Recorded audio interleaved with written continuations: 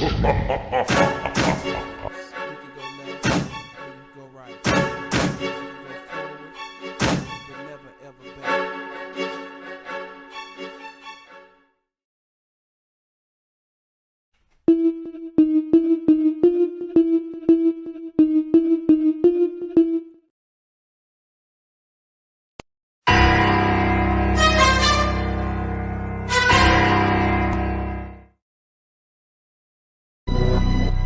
Yeah, just woke up. I ain't wake up. Beautiful day. I ain't feeling your side. King Chaka ENT. Y'all can check out the music on Spotify, Apple, and other services. I want to hear your thoughts. Yeah, you know what I'm saying? KCE, King Chaka.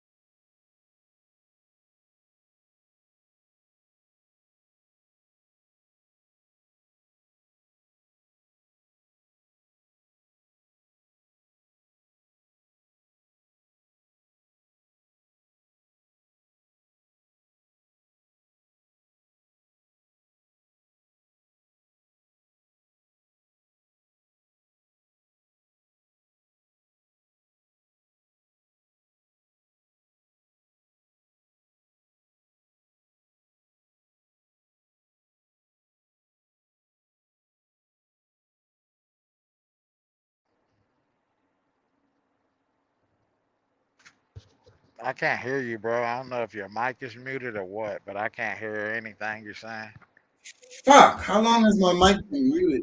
God damn it. since I've been in here. That's why I hate it when I'm in here by myself. Fuck.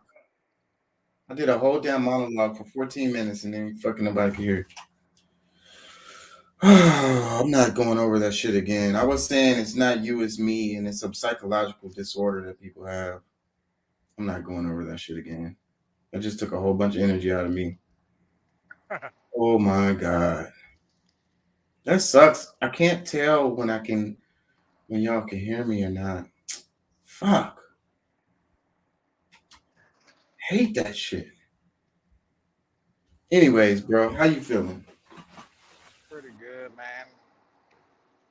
Fighting against time right now, trying to get to the truck stop and park. God damn it. My brain is fried now because I just did a whole damn 14-minute monologue that wasn't even being recorded. Damn it. That's really messed up because when people play the video back, they're gonna have a whole 14 minutes of me just sitting here like making facial expressions and moving my mouth. They ain't gonna be able to hear nothing. Damn, it Can't makes me want to start the can't whole edit. show over. You can't edit I that out. afterwards, right now I can't. Yeah, I might do that. I might just do something and re-upload it or something. I don't know. yeah. Now, how you feeling today, man? Shit, I can't complain, man. I really feel good. I really feel good. That's what's up. I was saying in my monologue that nobody could hear that the name of the show is "It's Not You, It's Me," and it's a mind fuck that we do to ourselves when we say this because you know how like when you're in a relationship and you're breaking up with somebody and then you say it's not you, it's me, but you don't really mean that. You don't really mean that. It's them. I mean, it's you. You really mean that it's them. You know what I'm saying? But you're trying to be nice or whatever. And I was saying that that's a phrase that sums up our society in a nutshell and the insanity of us not being able to take personal accountability for anything.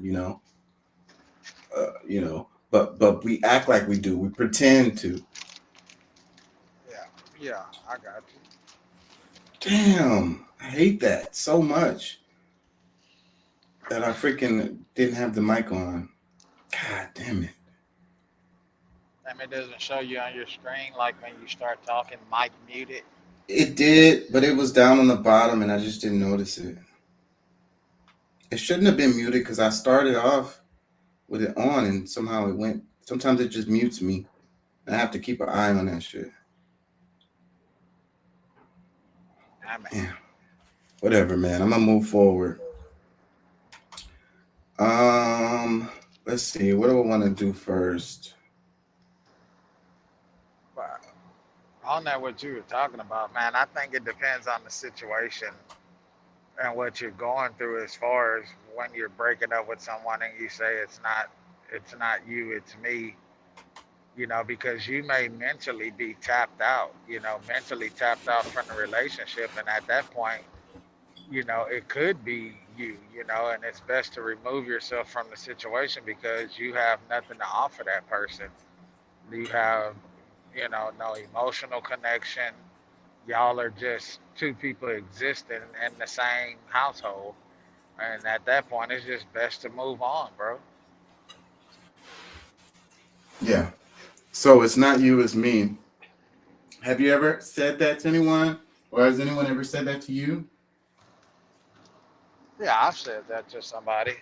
I mean, especially like when you feel like you're just when you're trying to get a point across or you're speaking to somebody, you're having a open conversation and you're being vulnerable, and it appears as though the person is not accepting of what you're saying. So yeah, I have been in a situation like that where I was like, you know what, man, never mind, forget it. It's me. I'm tripping. Don't worry about it. Yeah. So when you didn't really mean it, right? Like you didn't mean that it was really you when you said Yeah, it. In that aspect, no, I didn't. But as far as breaking up with somebody, nah, never really did. Whenever I broke up with somebody, I was just like, look, man, this shit ain't working. You know, yeah, I'm a bounce. So, but yeah, nah, Anyways, but I get the concept, and what and the way you were speaking. So I didn't hear it, but you breaking it down just now, I understood. yeah, I'm not going into it. Um, I'm not going backwards. So we're just gonna keep it moving. Let me cover this news story that was brought to my attention today. Um, let's see.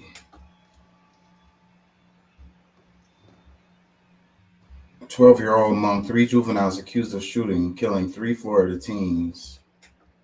This happened in Tampa. Interesting dynamic. It was black kids that killed the white kids. So, anyways, let me play this. Florida. Deputies have two boys in custody in connection to three murders in north central Florida. This is in Marion County between Gainesville and the Villages. A 12-year-old and 17-year-old are facing first-degree murder charges. Deputies say they are still looking for a third suspect. They say all three people killed are teenagers.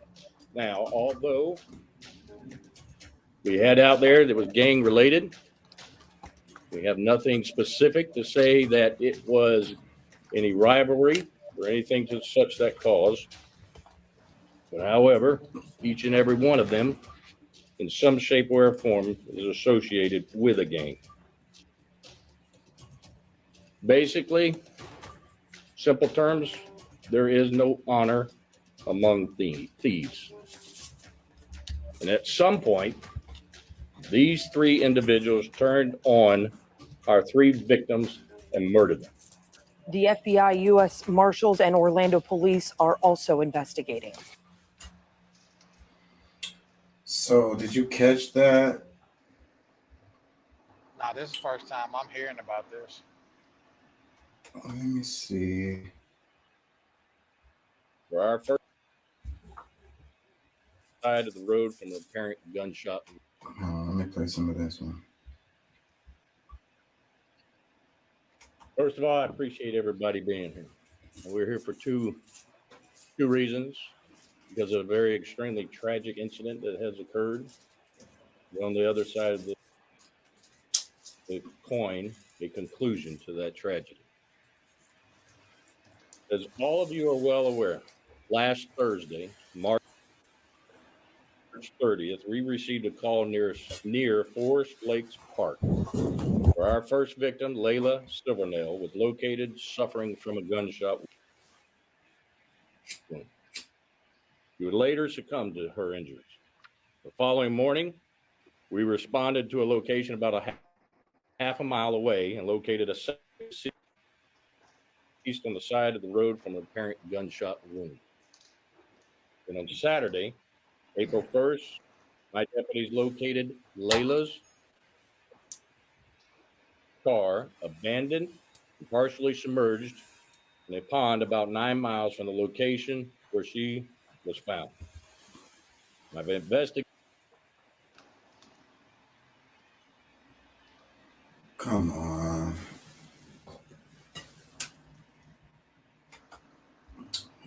YouTube. Investigators located the third victim inside of the car. I'll go ahead and tell you, because you've been asking me, the specific details. It was located in the trunk. Now, I want to clear up before we get into those details. Based on the interviews, digital evidence from her phone, she was there of her own free will. Now, I'm going to start off by thanking all of the entities. If there's ever a true example of law enforcement, communities coming together and a almost perfect collaboration to come to a conclusion in a week, on a triple homicide is truly amazing. Yeah, it's pretty amazing that they moved so fast on this. A lot of these kind of crimes go unsolved. Who is a juvenile also is who we're looking for. Now I'm talking to the viewers. Some of you know him, you know where he is, and you need to turn him in. Now I will get him. I will find him, and justice will be completed. I don't know how old that one is, but that looked like the one that could have been 12 years old. One of them was as young as 12. Let me see. They got a picture of the other ones. Let me play this. And the Christopher Atkins, the 12-year-old, we've located him at Oh, his house yesterday okay. after serving a search warrant. They weren't on the warrant in there. They used the pipe and you see it to that. So the kid on the left is the one who's 12 years old. Okay, so Florida teens triple murder, 2 juveniles arrested, sheriff announces. It says the 3 Florida teens found shot to death last week were killed by 3 other juveniles in a gang-related triple homicide, Marion County Sheriff Billy Woods said. The sheriff announced the arrest of 2 juveniles, including a 12-year-old, during a news conference on Friday. Deputies are still searching for the third teen, one in connection to the killings. Yeah, so anyways, this is pretty fucking horrible. But the media loves to cover stories like this, I would say, you know. They love to dig around in these kind of stories because it's like you look at these 2 kids, these 2 black kids in this picture right here, and it's like, you know, they killed some other teenage kids. Who knows what the full circumstances were in it, but regardless, people already have their preconceptions, you know what I mean, their prejudices, and they're already going to come to their conclusions with this. And so what happens is, you know, this justifies the way, you know, like let's say black kids are treated, you know what I mean, by law enforcement or, you know, by the system or whatever. It's like even when they're 12 years old, because this dude's gonna get tried as an adult on this case at 12 years old, and so people are gonna be like, well, you know, that's justice or whatever. They're gonna be like, well, you know, how else are we gonna be able to deal with these people? Like they're animals, you know. You get what I'm saying? What do you think about this, Deuce? I mean, for me, just looking at it, it's sad on both ends.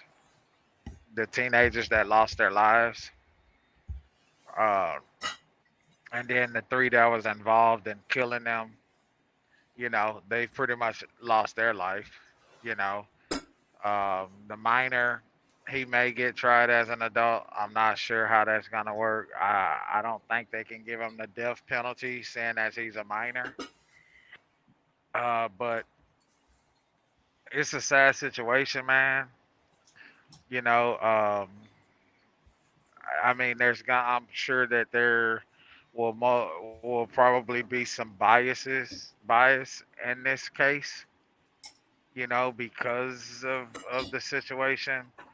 But at the end of the day, you know, they committed a crime. They ultimately took someone's life, you know, and they took someone's life, you know, and whatever. I don't know the situation. I haven't followed the story to know the full details. I don't know if we'll get the full details because it is minors involved. Um, but however, they committed a crime and they took somebody's life, and I'm just gonna be honest with you, bro.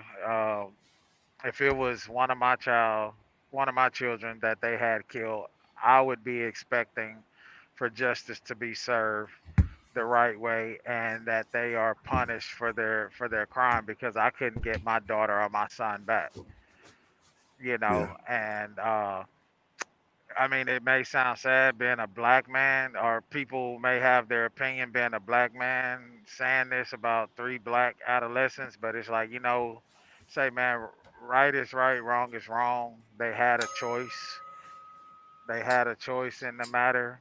They didn't have to take their lives if they were trying to rob them or something. Hey, man, just rob them. If you get jammed up because you robbed them, take your lick. You put yourself in that position, but you didn't have to kill them. If that was the case. I don't know that to be the case. What did I I'm miss? assuming because I don't know the full details, but that would have to be a this nigga here coming here sounding like Curtis just interrupted motherfuckers. Well, you had paused for a moment, so I do apologize. So that's Yeah, man. Man, I'm just fucking with you, Pat. You know I gotta fuck with you, man. well, I'm just I don't want to be the rude person. I mean, I'm gonna step on toes every now and again, but it wasn't meant for that. At least not Nah, this time around. nah, man, I ain't tripping, bro. I'm just fucking with you. I ain't even realize you was in here because I'm watching the road, not looking at the screen. But no, man, like I say, man, to be honest with you, bro, I think until we have all of the facts, I don't think that we need to throw those racial biases out there. Oh, look at how black kids are being. Look, man, they took somebody's life. They took lives. Ultimately, they took lives. They're in the wrong. You know. Now, if it was three girls that lives that they took, what could these girls could have been doing to them for them to feel like that they have to take their lives? You know. I mean, so I don't know, bro. I mean, maybe I'm Let me wrong for read. saying it or looking at it in that way, but they took a life, and if it was my Let child, me read some of this. I So let me read some of this so Pat can be caught up. It says this is what is this? Yahoo News. Fox News. Florida police arrest two juvenile suspects in murders of three teens. Hunt for third suspect. Friday, April 7th. Audrey Conklin. It says Florida authorities have made two arrests in connection with the killing of three teenagers in a rural Marion County around March 30 and are searching for a third suspect. The Marion County Sheriff's Office arrested two juveniles, one of whom is just 12 years old and the other 17, in connection with the triple homicide. A 16-year-old suspect is at large. There are individuals out there viewing who want to blame the one thing that has no ability or capacity to commit the crime itself, and that's the gun, Sheriff Billy Woods said during press conference. These individuals committed the crime. The suspects fled the scene but left a lot of evidence in their wake, Woods said. The suspects are part of a larger group who have been involved in burglaries and robberies, according to the sheriff. Police previously said the suspects may have been tied to gangs, though they have nothing specific to say that it was any rivalry or anything to such that cause. However, each and every one of them in some shape, way, or form was associated with a gang. There is no honor among thieves. At some point, these three individuals turned on our three victims and murdered them, Woods said. The sheriff added that he had to stare into the eyes of the suspects' mothers, who were willing to give their sons everything, on Thursday evening before their arrest. Police said the two suspects who were arrested were surprised when authorities showed up to take them into custody. The fact is, society fails them. We not hold our juveniles accountable. We minimize their actions, Woods said. The three deceased teenage friends, a 17-year-old male and two 16-year-old females identified as Layla Silvernail and Camille Quarles, were shot and left for dead in the rural county of north of Orlando, sometime between March 30th and April 1st. The triple homicides left Marion County residents on edge especially after officials announced the unrelated murder of an adult male last week. The mystery began March 30th when MCSO deputies responded to the area of Forest Lakes Park on Southeast 183rd Avenue Road, where they located Silvernell, 16, with a gunshot wound. Authorities transported the teenager to the hospital in critical condition, and she lost brain function until she was pronounced dead. A day after finding Silvernell, MCSO deputies responded to the Southeast 94th Street and Southeast 188th Court and located the deceased 17-year-old male with a gunshot wound. The next morning, on April 1st, MCSO Major Crimes Unit, Forensic Unit, and Underwater Recovery Team responded to a tip and searched the area of Maluka Loop Trace and found Silvernell's vehicle partially submerged in a body of water. The car was about 9 miles from where Silvernell was found. The suspects were in Silvernell's vehicle with the victims prior to their deaths, according to the sheriff. Authorities believe all 3 victims were shot at the same time. She was there of her own free will, Woods said of Silvernell. After obtaining a search warrant and searching her vehicle, authorities found 16-year-old Corrells in Silvernell's car dead from a gunshot wound.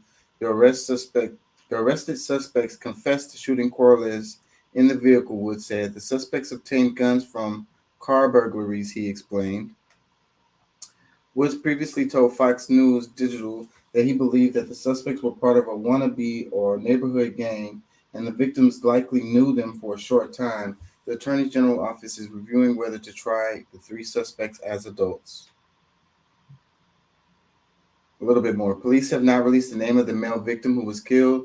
Woods said his office is seeking any information regarding Silvernell's vehicle, a white Chevy sedan, from anyone who may have seen it on or around March 30th. The MCSO is asking anyone with information to contact Detective Ryan Stith at 352-368-3542. ... So what do y'all think on this one? I don't know Like if I it's say, real. man. Go ahead. Go ahead. Oh, go ahead, brother. Go ahead, Brett. What? Well, no, I because I already mean, spoke towards it. yeah, I mean, as far as if they did what they saying, shit, you gotta bring them in. You know what I'm saying? So that's just really all it is to it. Ain't really a whole lot to do. You say that the society, the community failed them, but I mean that's nothing new. I mean, they're using those comments right now for what? I mean, what's the what's behind that? It's really sad overall. But it was 3 black kids who did the murder, and it was 3 white kids who were murdered. So that's part of this. Okay, but so was it a racial thing, or was it just a drug deal gone bad? What? Like We don't know. We don't have all of the details in it, and I'm assuming that they haven't released all of the details, considering it's minors involved. yeah. I don't know if that's how the system works. Well, But we at the already end of know the that day, they potentially are going to get Tried as treated adults. as adults. Yeah. Yeah. yeah. But my thing is, man. I mean, I hear the angle. I hear the angle where the way Chaka's going, and and just in trying to state the differences when it comes to blacks or versus whites in the judicial system. But at the same time, man, we also have to stop and think about if a black dude kills one of your kids or kills your kid or your sister or your mother or father, you want the law to penalize him to the fullest extent, Well, you know. And so, I'm willing to also throw in there that shoot, maybe these kids are victims too. The yeah, Yeah. the the the, the kids that did the killing, they victims too. Like somebody put them up to it or something, because they're really young too. So and then they're talking about some kind of gang Well, activity. So I wouldn't be surprised if it was an OG who Well, was you know, honestly, like we've seen similar things like this before because I mean, especially when they start talking about this whole gun, you know, they start talking about the gun reform and all this and that. There ends up being a lot of just stupid shit that happens, and then of course, you know, to make it racial to piss certain people off that will they know that will get out and you know do something for or to make certain demands to make sure certain things happen. So they piss off the right people. They can they don't have to do so much work to get the gun reform. They're gonna have the people out there fighting to try to get it done. So I say that yes, that could easily be a payoff for the you know somebody you know getting these kids to run off and do this thing, and ultimately this is just another political ploy. well. That's kind of why I wanted to cover it is because of the interesting dynamic and how the media likes to play up these kinds of things or whatever, and then it pulls on people's emotional, you know, strings, and you know, I don't know, I don't know what my point is. I don't really have a point on it. My It's thing is just Well, they that's shouldn't but be see, trying but that shit in that's Florida why. because Florida is not gonna fucking disarm their citizens. Florida No, is it's like not gonna. Texas. It's No, it's not not gonna gonna happen. happen. They promote you actually having guns to protect Well, yourself. well, I mean, any state that doesn't, to some, you know, they're harming their people by, you know, not allowing them to protect themselves. Uh, you know, especially the law-abiding citizens being able to protect themselves from any, you know, from any front. But like I said, when things like this are unclear, usually, you know, like there's no direct motive. There's like it's just a bunch of stuff that's thrown up in the air. All they're using right now is emotions. I mean, you know, the people are riding on only emotions, and then it doesn't matter what happened tomorrow because shit, the people pissed off now. You know what I'm saying? well, So well, you know, I have an issue with the guns part. So it's like they I mean that's got gun. fine. You They're can young as hell, and they got easy access to these damn weapons. You know, I feel like if it wasn't so easy for them to get their hands on these weapons, they're not that easy to. That's the whole other thing. They're not as easy to get a hold of as you're trying to say, or that they try to make people believe. It's not that easy for people to get guns, especially illegal guns. Ain't really that easy to find. You know what I'm saying? Yeah, you can get a hold to some, you know, based on your connection to the streets, but they those people ain't out there trying to. They just really trying to protect themselves. They ain't out there doing stupid shit like this. And like I yeah. said, So, but that gives them access because they said they did some robberies or whatever. I think they said they did some car robberies But or something but like that's that, and not that's where giving they them easy found. access to guns though, bro. I mean, if I got guns in my house, okay, and they run up in my house and they able to access my guns, or I'm in my, you know what I'm saying, like they get a hold of my guns, or they break into my car and steal my gun. That's not easy access. They straight up thieves. They went into my property, stole my fucking gun, you know, and then on top of that, they said that they could be a part of some little gang or neighborhood association type of deal, gang or whatever. Who's to say, like we were saying earlier, the higher ups in the gang didn't give them, could have gave them some throwaway guns. Like, hey, y'all go do this right here. Y'all want in so bad. Well, we need y'all to go off somebody. That's well, I'm just gonna part tell of you, your initiation. this And better and be they a gave good them some fucking throwaway story. guns. After if you know, like if we gonna take this as some real shit, I tell you what, everything better line up. They better do their investigations right because I mean, I'm already like we talking about from 12 to 16-year olds. Like Yeah, they not making agendas like this on each other. No, like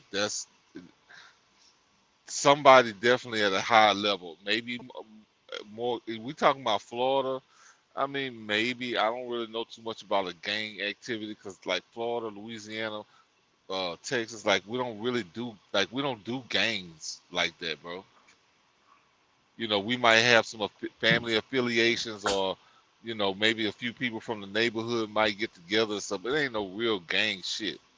You know what I'm saying? Trying to Yeah. get the little hustle on or whatever. And if some shit went wrong, you know, like I said, you know, they were trying to rob other children. Like, bro, it don't add up, bro. Yeah, it's crazy. It's just, I mean, I don't know. It's just one of them stories that popped up, and it was so crazy to me that I kind of wanted to cover it. You know, Yeah. for teenagers. We gotta let some more come out about this. But you know, like I said, I mean, they really got me.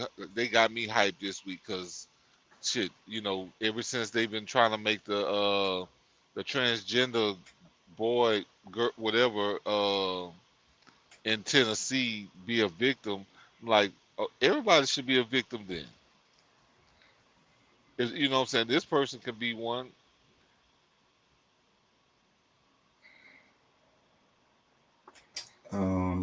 Well, let me do this since because we're talking. Let's segue into the guns just for a second here. Let's move on, John's. guns. Well, this comment right here. I want y'all's take on what John Stewart says in this. Amongst children in this country, and I'm going to give you a hint. It's not drag show readings to children. Correct, yes. So what is it? I'm presuming you're going to say it's firearms. No, I'm not going to say it like it's an opinion. That's what it is. It's firearms. More than cancer, more than car accidents. And what you're telling me is you don't mind infringing free speech to protect children from this amorphous thing that you think of. But when it comes to children that have died, you don't give a flying fuck to stop that because that shall not be infringed. That is hypocrisy at its highest order. Because the government does have a responsibility to protect. I'm sorry? The government does have a responsibility in certain instances to What's protect the children. leading cause of death amongst children in this country? And I'm going to give you a hint. It's not drag show readings to children. Correct, yes. So what is it? I'm presuming you're going to say it's firearms. No, I'm not going to say it like it's an opinion. That's what it is. It's firearms. More than cancer, more than car accidents. And what you're telling me is you don't mind infringing free speech to protect children from this amorphous thing that you think of. But when it comes to children that have died, you don't give a flying fuck to stop that because that shall not be infringed. That is hypocrisy at its highest order. So what do y'all think? Comments? Say, bro, He's pushing they for the use LGBT people. they using these things. Now he's not really pushing for the LGBT, but he's trying to use that, like, you know what I'm saying, putting sex in front of children is okay. You know, you're saying that we should, you know, maybe, you know, indoctrinate our kids with the bullshit. Because I mean, if anything, let's just say, okay, both of them, we need to do something about both of those issues, because like everybody don't want their kid, you know, at 10, 12, 8, 6, whatever, learning about all of this weirdo sex, you know, different types of sex. You know what I'm saying? So what is it about, you know, but okay, the gun. We want to talk about guns. All right, let's talk about guns. Don't compare it. You know, that's the problem I have mostly with this. What's his, John Stewart or whatever? He owns some. He in his political bag. He trying to pick up his check at the end of the week. You know, for doing his part to try to sell, you know, the leftist agenda of taking guns from people, bro. Like, it's not gonna. Overall, it's not gonna work. I mean, you can try to do all you want. Yeah, nobody wants kids to die, but you know, how about we figure out what the problem is, why they choosing guns to solve their problems. That's where we, you know, they don't want real change. They just want to, you know, a band-aid change. No, but no, really, they want you to be weak and vulnerable so they can come in and do whatever they want to you as as an unarmed people.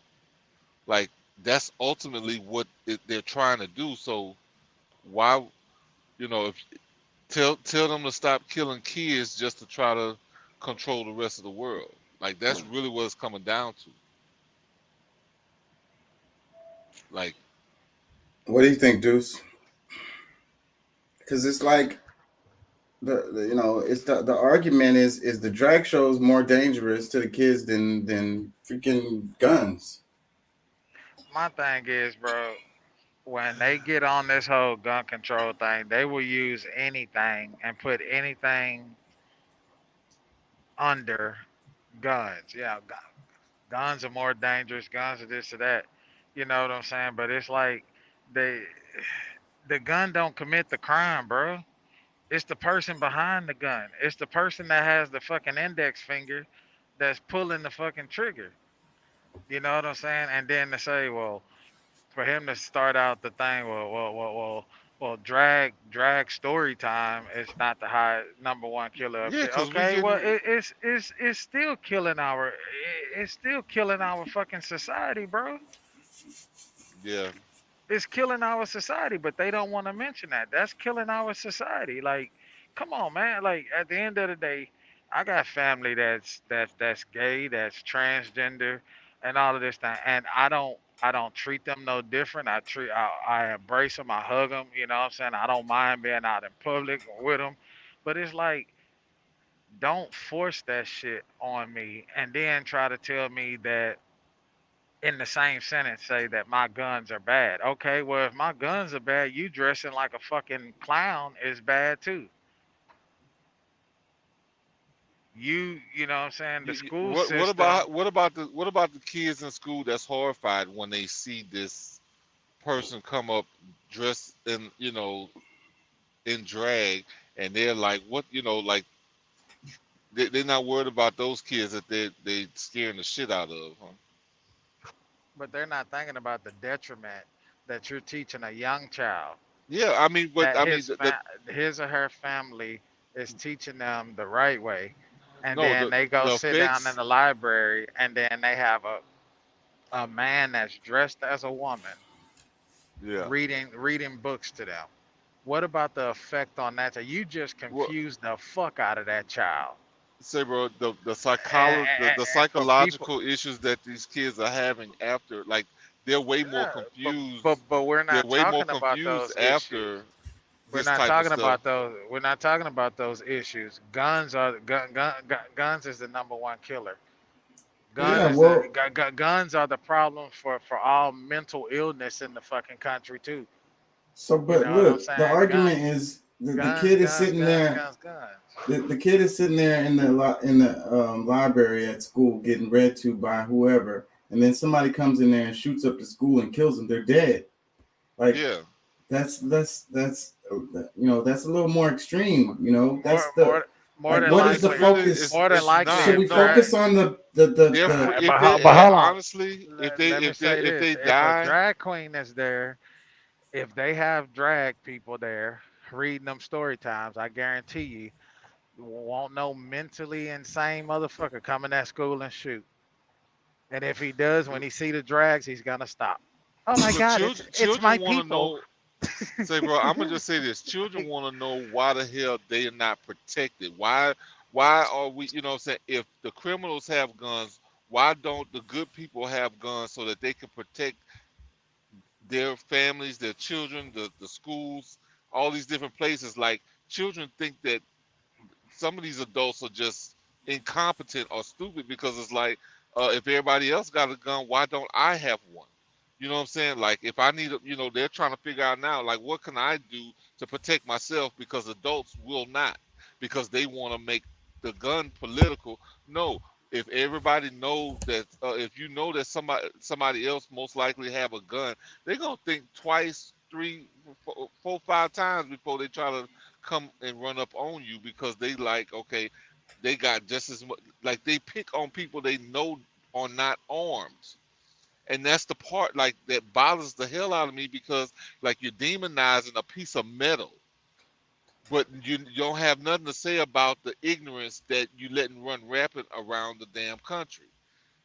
Yeah, You and know what I'm saying? they don't talk about how not only that, how you have that shit around. What if this person is welcome in the school because, you know, we have to allow these transgender or we have to allow these drag people to come in. What if this motherfucker has, you know, as a pedophile, and then they're around these kids? The child molestation. Think about how that's killing a kid. Think about something like that. You know. No, We're no, you not. can't. They You don't. can't They say don't that. even bring up That- those kind of issues You because can't now, say that now you're saying all people that dress drag because why are are they picking on little molesters. kids? My little thing is why they picking on little kids with this Why they with ain't their going whole to with no? their escapade. But You You know what see know I'm the what, saying? art, Preston? but Why they not going to high schools reading books to high schoolers? Because they know the high school motherfucker. Man, get your drag ass out. What the fuck, right, man? I don't read no but book by your look, the point is, why is it politically? Why is it so much focus on this LGBTQ thing Yeah, over, you know, because death, people well, being because well, killed? well, because you know one thing about it is you're saying as if you know go there are two different things, two things that don't both need to be fixed. Like, yes, something needs to happen about people But it's way more in focus which on we the have solutions. LGBTQ. No, but listen, we have solutions, but too many people trying to be all what because you soft or you got a different mindset about guns and actually just protecting your people. Like you rather make an argument and just saying, oh well, nobody should have them. Like, bro, like country, we have proof of what other countries live with that don't have guns. Like it's just more stabbings now, or I'm a bludgeon your ass to death with my fucking Louisville Slugger or whatever they call it over there, a fucking baton. Let, Shit. let me let me read some of this right here. Check it out, okay? So this is the New Republic, and the name of the article is Florida's anti-drug bill is so extreme it would ban the Rocky Horror Picture Show and Hair the musical. Okay. Who is this by? So I can If give him say, credit. bro, no, see, and that's the crazy part because like I'm not trying to keep these people from having their shows and they can do whatever they want in like private venues. But when we talk about public schools or even private schools, like you don't have the right to just intrude on people's children and indoctrinate them on or try to mesmerize their mind. We know that these young kids are little sponges and they accept that they're trying to find an identity and you're pretty much trying to impress on them, hey, this is what I did and blah blah blah. And most kids that's got parents that like I'm not really worried about that with my kid because I know how I interact. But there's a lot of kids without parents that's willing to have those conversations. You know what I'm Okay. saying? That and you're impressing certain things on young children that's it's not right.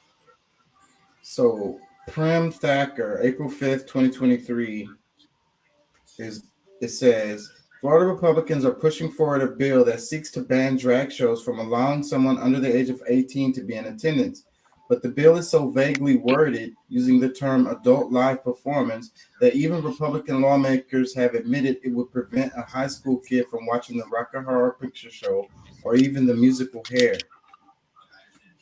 Yeah, but that's because they see, and I think by the time you're 15, 16, you should you know who you are. You know what I'm saying? We're talking about most parents don't want their young children impressed upon when we know that like if they just had, if they go through school the same way everybody else did because I mean, and then going to see a live show, you're not necessarily looking at this as being, somebody's real life. This is just some more entertainment. But you know, it's there's a difference, bro. Like Don't Look, act like a here's 5 a or 6 year question. old. Sure. How about the birdcage? How Nah, about what Mrs. about it? Doubtfire? And see, there you go. I saw Eh, something.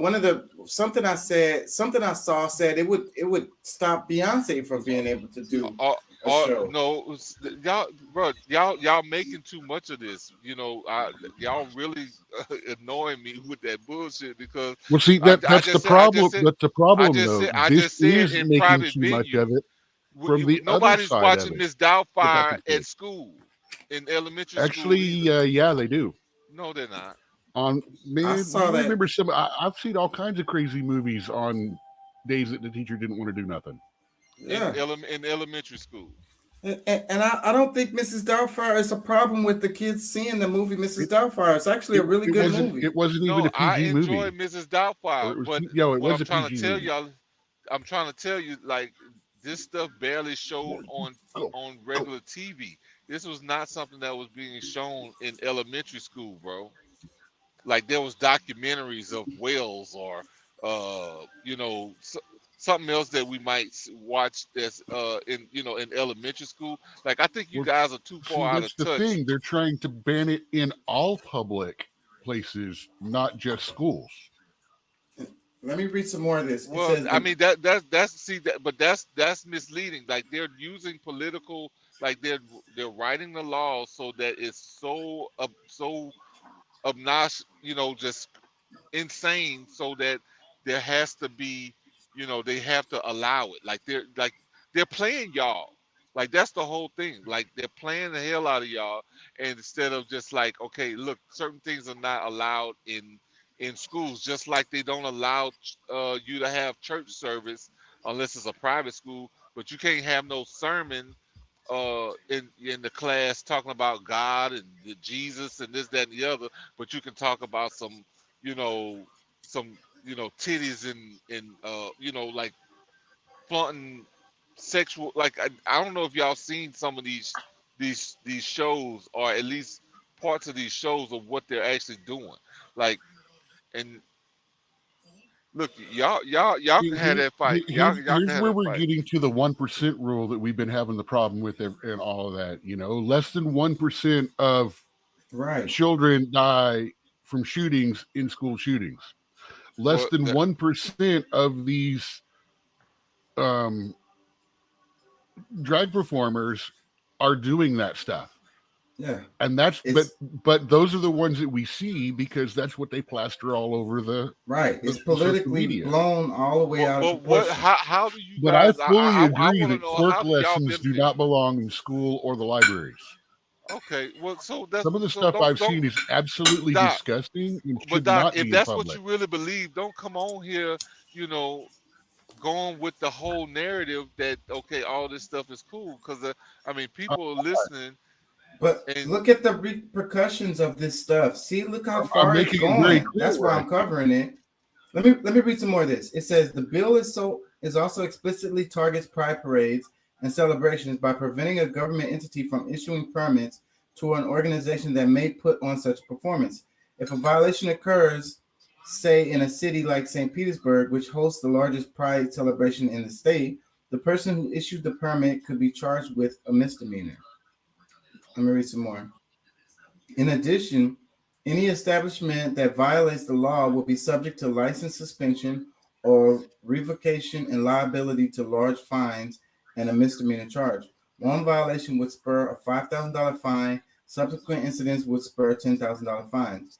The bill defines adult live performance to include any show, exhibition, or other presentation in front of a live audience that in any form depicts or simulates nudity, sexual conduct, sexual incitement, or specific sexual activities, such as lewd conduct or the lewd exposure of prosthetic or imitation genitals or breasts. The bill is concerned especially with any such conduct that is deemed patently offensive to prevailing standards in the adult community of this state as a whole, with respect to what is suitable material or conduct for the age of a child present. It's unclear that those standards. It's unclear what those standards are and at which adult community conference they were hashed out. That's going Politicians to be are, some interesting thing because Florida's full of old people and their parents, which means they're going to be pretty judgmental on that. yeah, yeah, Well, this I is a mean, problem.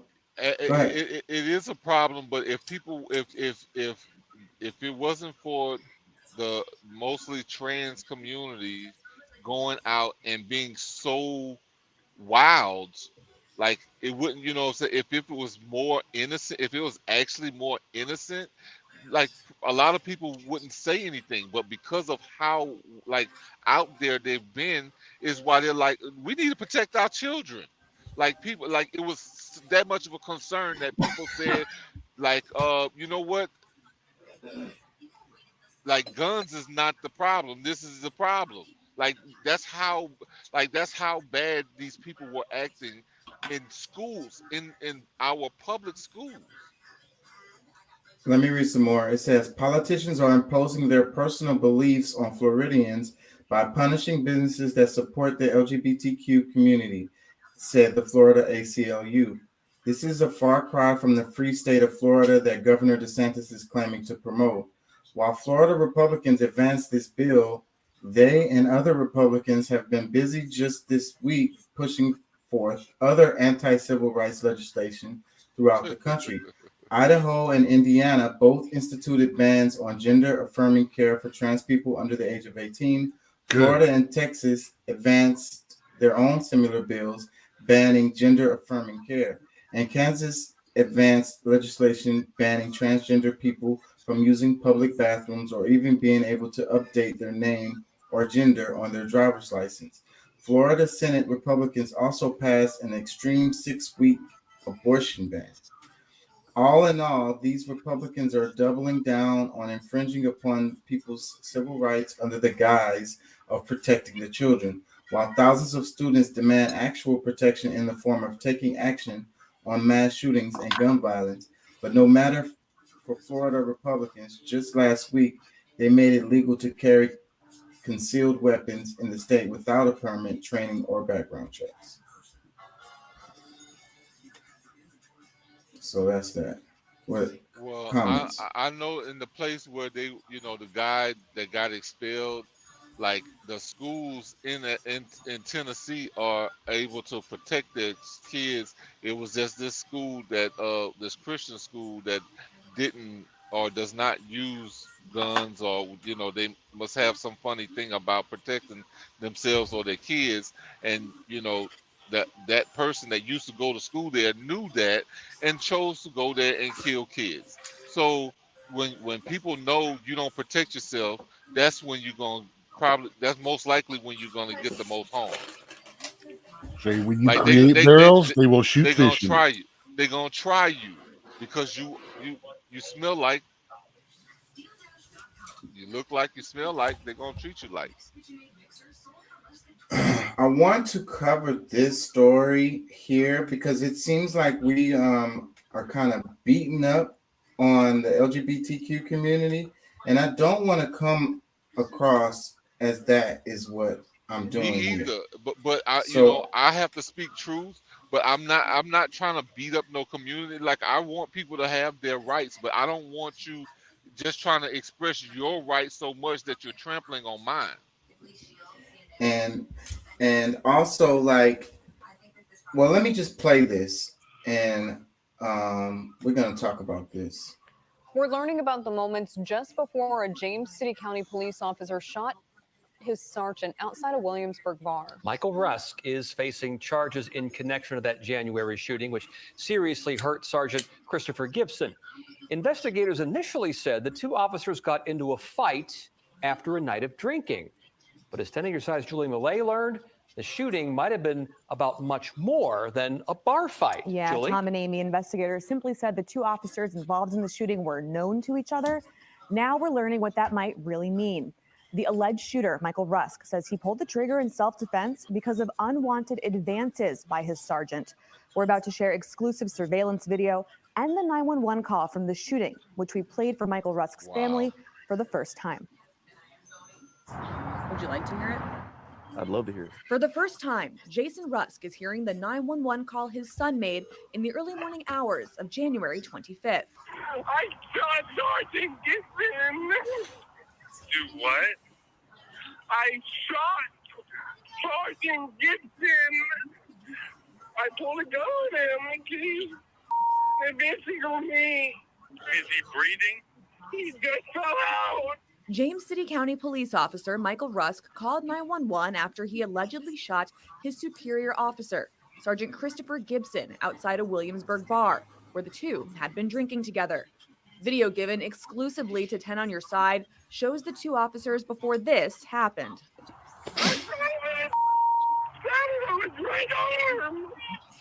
Okay, I need you to take a deep breath for me, okay? Is he breathing? Is he breathing? Save his life! The 911 call goes on for just over 5 minutes. That's when responding officers show up to find Gibson had been shot 3 times, seriously hurt in his stomach and shoulder. Court documents show Gibson told officers Rusk shot him after a verbal argument. But Rusk, his dad, and his lawyers say it was much more than that. You know, it started to get creepy.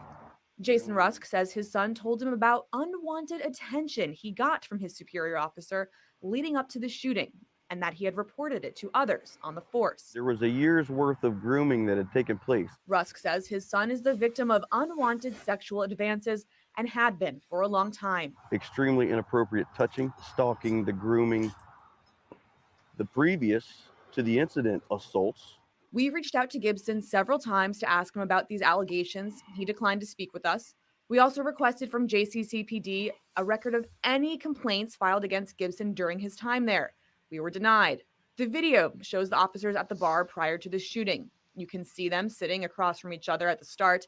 Then you'll see Gibson move in to sit next to Rusk. Gibson reaches for Rusk's hand under the table, which seems to be met with hesitation from the younger officer. Then, just about an hour before the shooting, the two are seen leaving together. After Gibson puts his hand on Rusk's shoulder, you see Rusk forcefully push him off and put a finger in his face before walking away. We don't know what happened next, but after the shooting, Rusk makes this claim to the 911 dispatcher. I told him this zombie kept going. I thought he was gonna rape me. Help me. Help. If our client was a female, this case would be drastically different. Rusk's lawyer says the video and 911 call make a clear case for self-defense. I think it'll show that certain steps weren't taken that needed to be taken. The attorney says those steps, like looking into Rusk's claims of unwanted sexual advances, could have prevented what Rusk's dad calls a tragedy, which will affect his son for the rest of his life. He told people from the get-go that he was sexually assaulted. He said no, and he kept on. He said no, and he kept on. If I had a daughter in the same position, we wouldn't even be here. We wouldn't have an innocent person fighting for their freedom. Williamsburg officers are investigating the shooting. They had no comment on this story. James City County Police also declined to comment. Calls to the prosecutor trying the case were unreturned. You can hear the complete 911 call on wavy.com. I'm Julie. So I'm a bit confused because I mean, go ahead. Ask the question. There's never an excuse for someone to sexually assault someone, regardless of their sexual preferences. You get what I'm saying? And this guy was a superior officer. So this kind of thing happens a lot, where someone who is in a position of authority over someone and they feel like they are submissive or whatever, you know, like they do this to women all the time, you know, and they do this to gay men all the time too. But because of our bias in our society, where we feel like a man is supposed to, you know, men don't get sexually assaulted or whatever, you know, a man can't be raped or whatever. Like we have this thing that's bullshit. With that. So this is a case where he had a superior officer who was, you know, basically sexually assaulting him over a time period, and you know it popped on this night. You know what I mean? It came to a head where this person reacted, you know, over the top as a result of all of these unwanted advances. And what I wanted to focus on is that, you know, it doesn't matter what your sexual preference is. There's no excuse for someone to be raping you, basically harassing you in this sexual way, especially from a supervisor, because you're gonna feel some kind of way. It's a dynamic where that person is in charge of you, so you trying to tread lightly to keep your job. You get what I'm saying? So, but being that this dude was a gay man, you know, then they're gonna let it slide that the guy is, you know, that his superior is, you know, harassing him sexually. You get what I'm saying? Well, that's the point I wanted to make. So, like, I wanted to make sure that people watching the show understand that I'm not here bashing on LGBTQ people or whatever. Everybody is human and deserve human rights. Everyone deserves to be protected to the point where they don't have to worry about this type of thing. Well, I'm looking at it from both sides, because on one end, you know, because in a situation like this, the guy that is doing the harassing, you know, like he's, you know, that's like I'm seeing a common theme that, you know, they're being more aggressive because there's not enough restriction, or, you know, like they feel they can do more than the average person.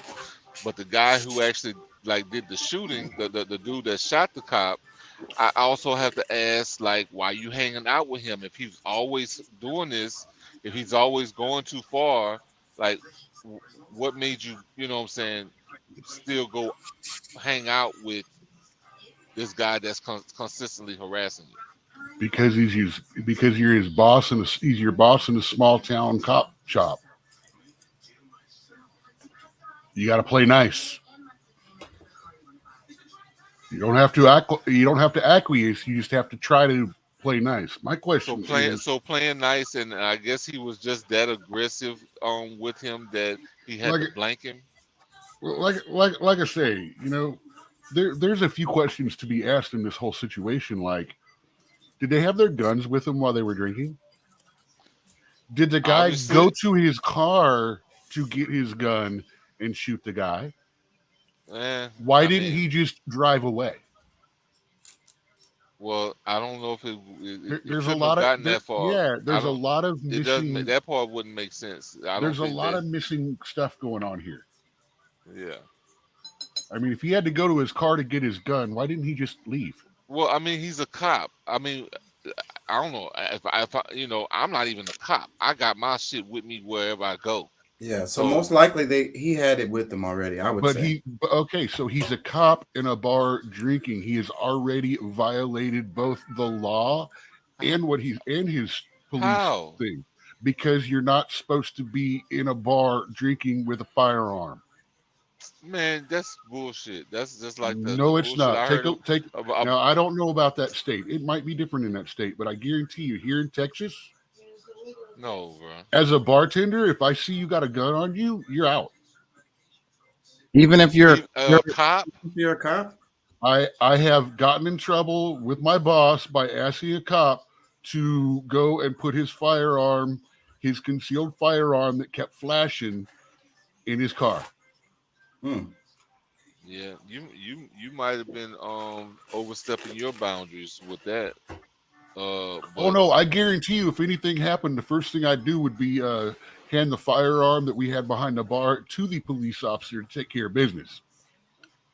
It wasn't that. It is a violation of the law, and police do not have the right to violate that law. Are we saying police are above certain laws or not?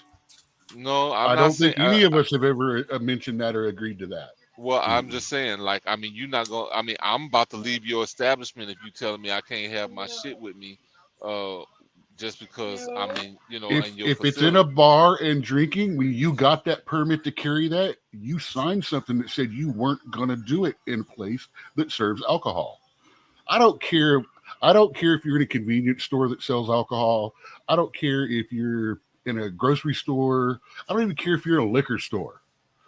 But if you're in a place where people are drinking single beverages, getting drunk, loud talking, shit like that, no, you do not need a firearm, especially if you are one of the people drinking. Shit, that's one of the places where you probably need it the most. That's when motherfuckers gonna try to check you.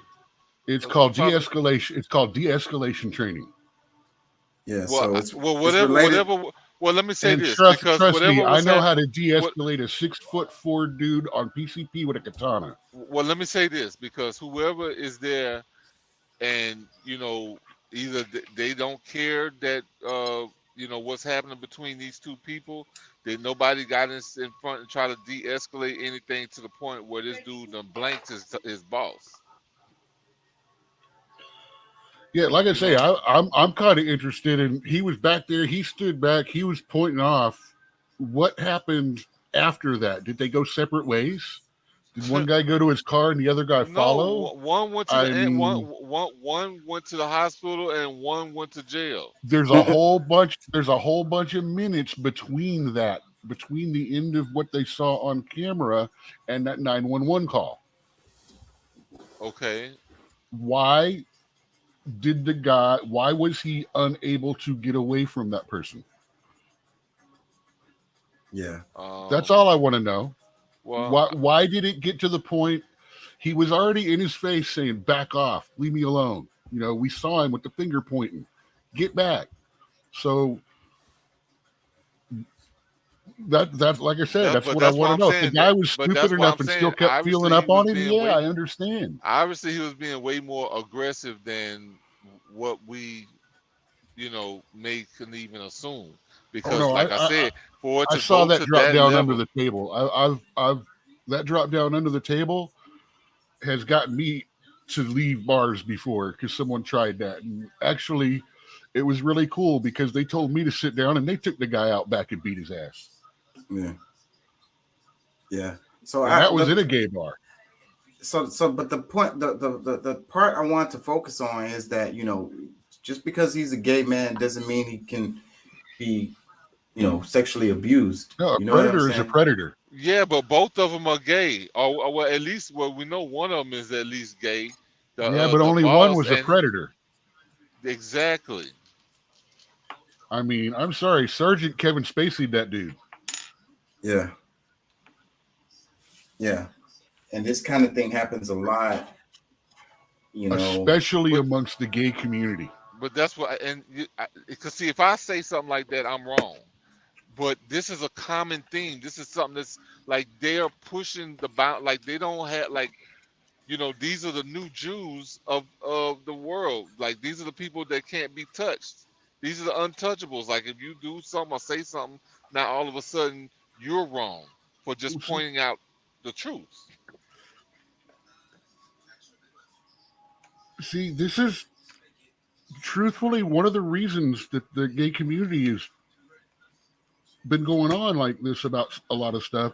And I'm not talking about these whiny fuckers that are popped up now and everything is about, I don't give a shit what you think. This is my feelings. You have to deal with me. I'm talking about the ones that have, the gay community for a long time. They've been trying to get us to pay attention to this because they want people to know that we're not all like this. Because most of the time, all you would hear about would be about, Kevin Spacey, the predatory gays. Yeah. Well, yeah. And that's why I don't put a mark on the whole community because there's a few bad actors here and there. Because I mean, if we really calculate the percentage, like we're not talking about the majority of them. It's a few that's doing things that wants to go out of their way to, like either make their presence known or to do some mischief like this, like to just do some bad things that people they shouldn't be doing.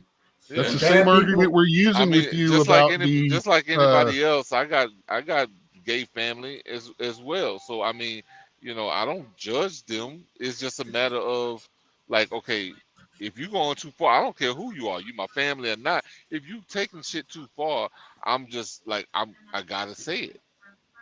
Yeah. So, but the point is, bad people do bad things, and it don't have anything to do with their sexual preference. No, You know I what mean, I'm if it, yeah, because I mean, but the I do appreciate the point that they're saying because people need to realize that this situation need to be handled the same way they would if it was a woman that was getting harassed Yes. by this guy, Right. because this is like it was unwanted, regardless of the dude is gay. It's like just because he gay, he And, supposed and it to looks he like in this gotta have. case that it If it was wasn't a handled girl 2 like years it was. ago, he would have Me Too'd, been put on a friggin' Hollywood star, given all kinds of contracts, and probably got to meet the president too, and given an award, a medal for it. Let me read some comments underneath the video. If it was a girl. It says, it's great that they were able to obtain security footage. People who abuse positions of power should be held accountable. Another comment, it says, please do not let this get covered up. Keep it in the spotlight. Another comment, it says, I know what it feels like to not want to speak about it and be embarrassed by something that's not your fault. It's brutal. I hope things turn out okay for him. So it's like, as a man trying to tell that somebody is sexually abusing you, that's a tough thing to do, you know? For one, a person might be somewhat embarrassed, but I mean, I don't think it's nothing to be embarrassed about. I mean, somebody trying to hit on you, that's one thing. I mean, it's you trying to hit on them, that's something different. But like, No. but they're looking at, okay, if you a man, look, you handle that, whoop his ass, or whatever. Like, that's what people expect. That okay, well, I guess if he disrespected you, it's kind of like the whole Terry Crews conversation. Like some man came and grabbed your shit, why you ain't slap the piss out of him? Because it's more complicated than that. Like, it's all about positions of power, positions of authority. Like in the Terry Crews situation, it's like, I'm trying to get this part. I or hear whatever. you, but trying to I'm get this saying job. that is the consensus for the most part. Right. Is like, okay, the average person is like, well, you a man, stand up for yourself. But I don't think that they're considering the fact that, okay, this guy, he's somewhat intimidated by this other guy, whatever Right. their relationship, this, that, and the other. But for the most part, people gonna be like, shit, slap the piss out of him. You know what I'm saying? Yeah, so that's where our problem in our society is, where we try to look at men and women differently as far as, when it comes to being sexually abused, and I don't think there should be any difference. That's why I followed the same thing that I would advise a woman. Get the fuck out of there if you can. Leave. Yeah. You had it on camera. Get to your car. I'm Get still away. If they confused. don't let you get away, don't let you get to your car, then fuck them up. Yeah, I mean, if I'm still confused with why, like, if he's been harassed by this person over and over again, whether y'all work together or not. Okay, look, all office hours, like we're not on office hours, but we hanging out together and we out drinking or whatever. Like, oh boy, thought this was his chance. Well, could be that it was just something that led up to this. I mean, it could have been, a little bit of joking between them, not knowing if you're going to take it seriously or not. They both might be gay. And we have to give it's the not benefit it's of the not doubt. said anywhere whether the guy that shot the other one was also gay. It just said he did not want his advances. And we have to give the benefit of the doubt. We can't be on this victim blaming thing that society likes to do. It's a small town. It could have been just that he was at the bar and the other guy showed up at the bar. Like, Exactly. It wasn't a date. It was just they could have been there with other people and the other people left. Okay. All right. Hey, you know what? You got me on that one. I mean, we don't know why he was in the situation that he was in, but he obviously was uncomfortable after the move was made, even more uncomfortable out front, and told the guy, back the flip off. Yeah. But the next 10, 15 minutes, we don't know what happened except one guy got shot. Yeah. There's a lot of there's a lot of questions there as to why was a gun involved and not car keys. Let me read a couple more comments. It says, This is disgusting. The man very obviously and clearly used self-defense. Another comment, it says, he sounds so traumatized. He even tried to save this predator after this happened. This young man deserves nothing but support, encouragement, and compassion. I hope he can start his healing process as soon as possible and that justice is served. Another comment, it says, the call is heartbreaking. He warned and warned. Another comment, it says, I really hope they take his case seriously. Men can be victims of sexual abuse and harassment too, and we shouldn't discredit him just because he's a man, let alone. And I don't think he should be sitting in jail either, because they wouldn't make a woman sit in jail that was in the same situation. I don't think so. He's part of the town. I doubt he's a flight risk. Yeah. Let me read some more. It says, I just can't imagine being shoved away and then still pursuing that same person repeatedly. Like, what the F is wrong with people? Another comment says, so happy that the video footage was captured. Poor young man. I can only imagine how much bullying and sexual assault and other things go on in those corrupt spaces. Couple more comments, because I read one earlier that was really good. I'm trying to get to it. This comment, it says, I can't imagine the amount of torment this young man must have been feeling for so long. No wonder he snapped. I hope he gets justice. Another comment, it says, if our client was a female, this case would be drastically different. It's depressing that we live in a society where that statement is true. Another comment, it says, my brother's older male boss came onto him at work. He was so embarrassed, he pushed him off and didn't tell anyone for a while. They worked in a shop and he was super aggressive to all the guys sexually because it's an all-male environment. Nobody has ever brought it up or wants to talk about it.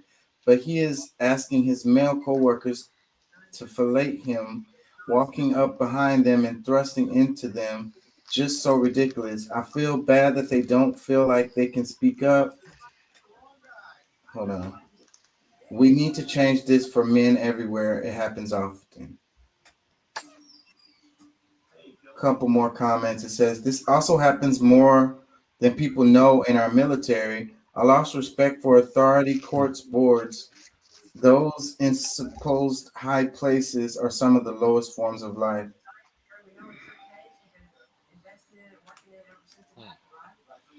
Yeah, I don't see Often that. people who seek power are those who deserve it the least.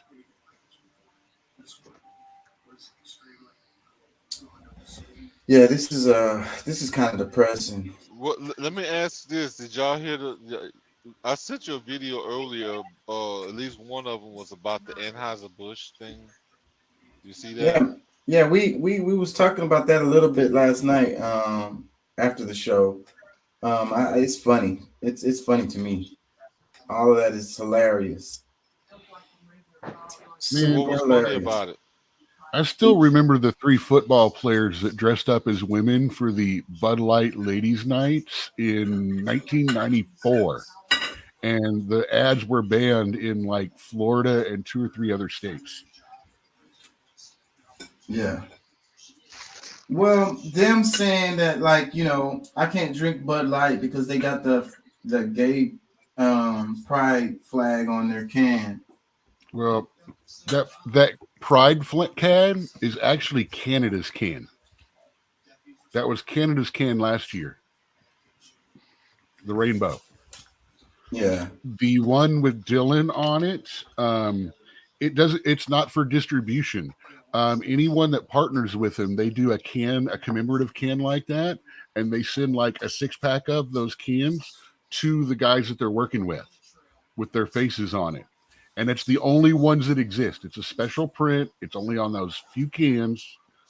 Well, the reason why I find it funny is because it's the same people that call other people snowflakes, and they're snowflaking it out with that. Like, oh, I can't drink Bud Light. I can't drink Coors Light now. Like, if they would have sit there and say that I'm not going to drink Bud Light because their new spokesperson advocates and supports prepubescent transgender therapy, both medical and surgical, absolutely, I'm 100% behind them for boycotting it. That is the only real reason, other than their spokesman is trans. It's I the horrible things that they support. I 100% agree with you. But just having the flag on the can or whatever, I mean, like if I don't drink beer, so but if I did drink beer, that would not have any. I would not feel any kind of way one way or the other. Like if I want to drink the damn Bud Light, I'm gonna drink the damn Bud Light. Well, we all know Bud Light is like sex in a canoe anyway. It's terrible. It's the worst. Humping close to water. I'm saying that's got to be the word. And I like beer sometimes. I used to drink beer back in the days, but Bud Light is hard to drink. That shit is terrible. Yeah. Tecate or whatever, all that stuff is pretty much the same. I'm I like, say, if fuck I'm you if with my I'm big if Bud I'm Light gonna can. drink a beer, I'm gonna drink a real beer. I'm drinking some Heineken. Modelo, Yeah. Heineken. Some Let me freaking, tell you something. When I was about 37, Goseki or something.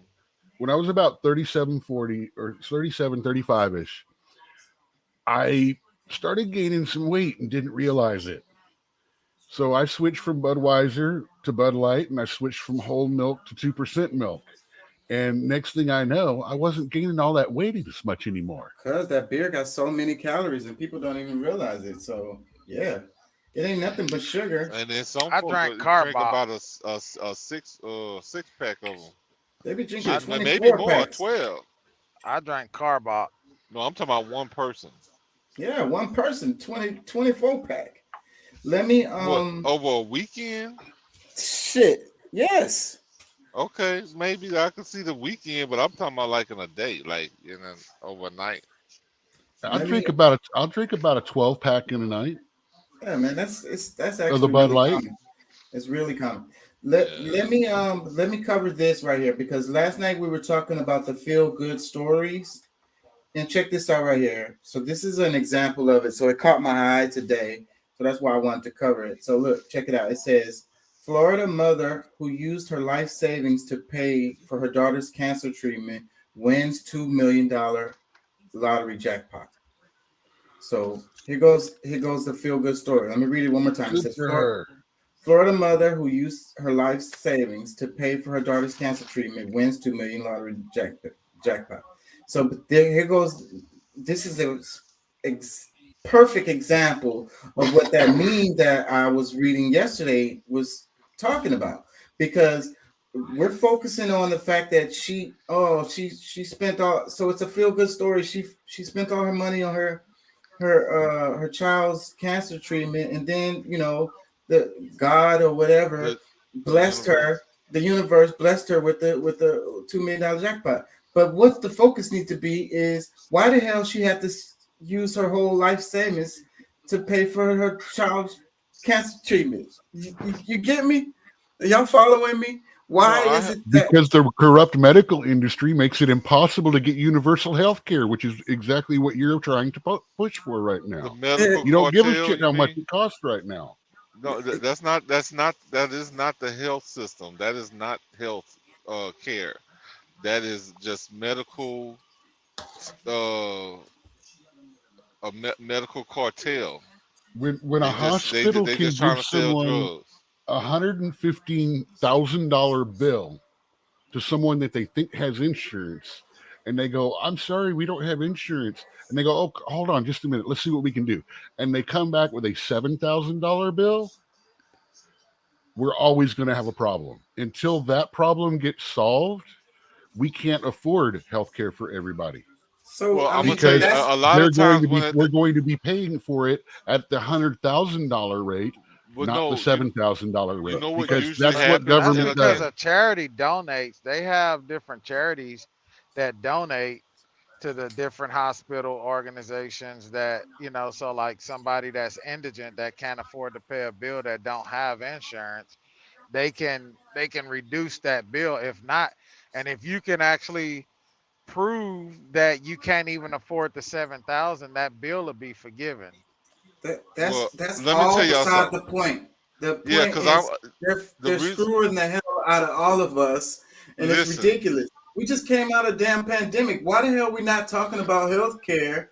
You know what I mean? And how much it costs and how much they ripping us off. Because the people y'all voted in is liars, players and liars, and they rather do everything to distract you from them, you know, you not I agree noticing that that we they need didn't do that their shit. job. I But agree. I agree that we need that shit. But the thing about it is, but what usually happens to cancer patients when they go into they, you know, let's say they have gone into remission, they got to get some surgery or some miracle medicine going, like their insurance company fucking drops them. Yep. So Okay, another thing you got to realize about this modern medicine system when it comes to the VA, I'm going to use them as a good example because that's what is our pattern for our mass health system is going to be. So, first of all, you have to get permission to get certain tests. And okay, That so costs now they've got the thousands test. of dollars for You each only get one. you only get the basics ones. Now, if it's okay, we're detecting precancerous signs in your stool or something. Okay, now we need to authorize these tests. A month or two later, it comes back. Okay, bam. Okay, you got the C. It's not that bad right now. So we have a choice. We can give you this medication, which costs a whole hell of a lot. That's going to knock it out for sure. But since that's so expensive, we're going to try these treatments first. So they try this treatment. Doesn't work. That they 6 months later.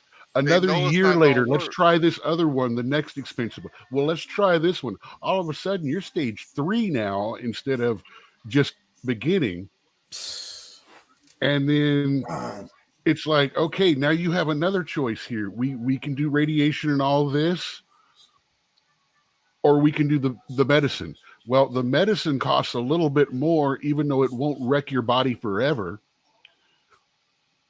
And you it's know, only, a lot of but them don't. this A is lot like of them a don't couple of realize. $1,000s less for the radiation. So why don't we just do the radiation and treatment? Because that's going to save money. That is how our healthcare is going to be decided with the system that we're using right now. But I'm gonna tell y'all this, because a lot of people are so sold that this medical mafia is the way to solving your medical issues. But if you maybe, you know, from time to time take some castor oil or get you some sea moss or moringa, you know, the burdock, you know, different things that, you know, you can take that'll eliminate a lot of these things that, you know, as How while about you're just living. stop eating McDonald's Real. 3 times a week? Yeah, that's real healthcare. Yeah, and deleting these certain things that you put in your body, that all these chemicals that's in Eat fast a food vegetable or that's not a freaking French fry once in a while. Yeah, but Yeah. still, I mean, the point is this feel good stories right here draw attention away from, you know, the problem, and I feel like it if you really read through the lines, it points to the damn problem. Let me read the caption because it says, "God is good. Geraldine Gimblett, a Florida mother who used her entire life savings to pay for her daughter's breast cancer treatment, won a $2 million lottery jackpot. But get this, roomies." The win came just one day after her daughter successfully completed her last round of cancer treatment. The day before my mom bought this ticket, I rang the bell and walked out of the hospital after completing my last treatment for breast cancer. Geraldine's daughter, who remained anonymous, told the lottery. My mom had taken out her life savings to take care of me, and I was sick. I'm just so happy for her. At first, the gas station clerk thought there was no tickets left, but I asked him to double check because I like the crossword games the best. He found the last one. Geraldine explained. After winning the game's top prize, Geraldine chose to take a one-time lump sum payment of $1,645,000. So, and then look, the first comment underneath it says, "Look at God. Won't he do it?" Another comment, it says, "God was like, nah, you go first, then I'll go." Another comment, it says, "So we're going to act like Dr. Sebi did all that work for y'all to still go to these European institutions to get got. It's dope that she wanted to help her daughter, but why are we so uneducated on health?" Boom. Somebody is on point. That's my exact point too. Look, here goes another comment. It says cancer treatment should be free. If cancer is not a money grab, I don't know what is. Shaking my head. No, insulin should be free, or at least as cheap as we can make it. Yeah, but see, that's the thing. Like, all those things we're talking about actually can be cured instead of pacified.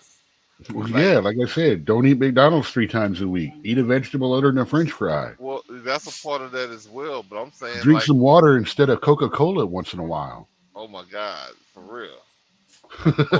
or like juicing, like instead, like fasting actually would help people more if they, fast, at least, a couple days each month, have a day where your organs are not. Go back to when we were hunter-gatherers and went without food for a day or two every now and then. Yeah. Yeah, we was really, really healthy. Let me read this one. It says the lady should have we were never. also short. The lady should have never had to use her life savings to pay for cancer treatments. America, God bless that lady's heart. Another one, it says America needs to get better with policies and regulations. Why does anyone need to drain their account to receive cancer treatment? So that's my point. So, and we're going to focus on... Like I said, because she got to choose the cheap treatment instead of the insurance company choosing it for her.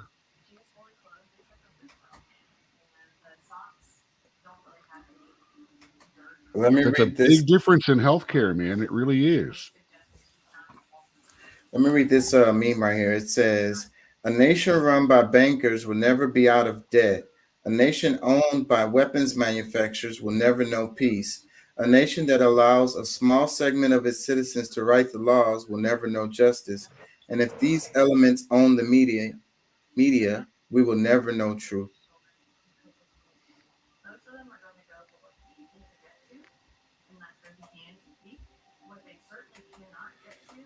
Anyways, let's talk about Trump. Let's move on to Trump because we didn't get to do. Did you see the video I sent you a little while ago? I don't know. Was it Rising? What's the little cute black chick that I like? Yeah. You see that video I sent you? I don't know. Did you sent it through You sent it through the group? Yes. Oh, I see it. Breandra Gray brags laughable persecution of Trump is a distraction. Yeah, so we didn't get to cover this. I wanted to the same one. That might be a different video because there was one that was showing that it was that it's a distraction, but there's also where they're talking about how small, we're looking at how they're not being fair about charging all presidents for crimes, and they're talking about sexual stuff. They try to put Clinton and Trump in trouble, because of some sexcapade where there's actually war crimes that's been committed around the world by all the other presidents that they just seem not to talk about. So that's a point that I thought of. But they can't go after them for anything. Those war crimes, they can't go after them if it was a decision that was made while they were sitting president. They are immune to prosecution during those times. They can only be impeached for stuff like that. That's why all of this stuff. This is this mayor of New York, or used to be the DA or the DA there. He swore, he ran on a campaign of, I am going to arrest him and put him in jail. I am going to take Trump down. So that statement alone that he ran on that, to me, tells me that this is a political prosecution more than it is a legal one. Whether laws are broken or not on this, I mean, I can tell you 90% of the businesses that I know, even the most legitimate, uptight owners, if you go through their books with a fine-tooth comb, as much as these guys have done, you can find felonies. Well, you can find dropped and lost things. Well, that don't justify it. I bet you're right about that. But that I'm saying, but But this is not persecution. This is not going after him because he did this. Because if it was, he would be going over at all kinds of businesses, all kinds of people. He hasn't put any charges like this toward anyone else, just Trump. Just like he promised to do. He is fulfilling his campaign promise, which is a witch hunt. And it's still Right or illegal. Wrong, whether it was done, whether there's law broken here or not, this is a hunt. More Well, than no, it you, is. you know what? They said something that was really funny to me was that said he must be really good for the porn star. I mean, for the the porn star worker to end up owing him. Well, no, what happened was the lawyer fees. He paid hush money at the beginning. And she came signed out the and NDA. she came And out she and signed the signed it. NDA.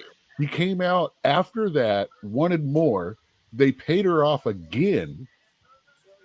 She came out again, and this is the one they paid her off of. She came out again right before that. She literally violated the NDA 2 times.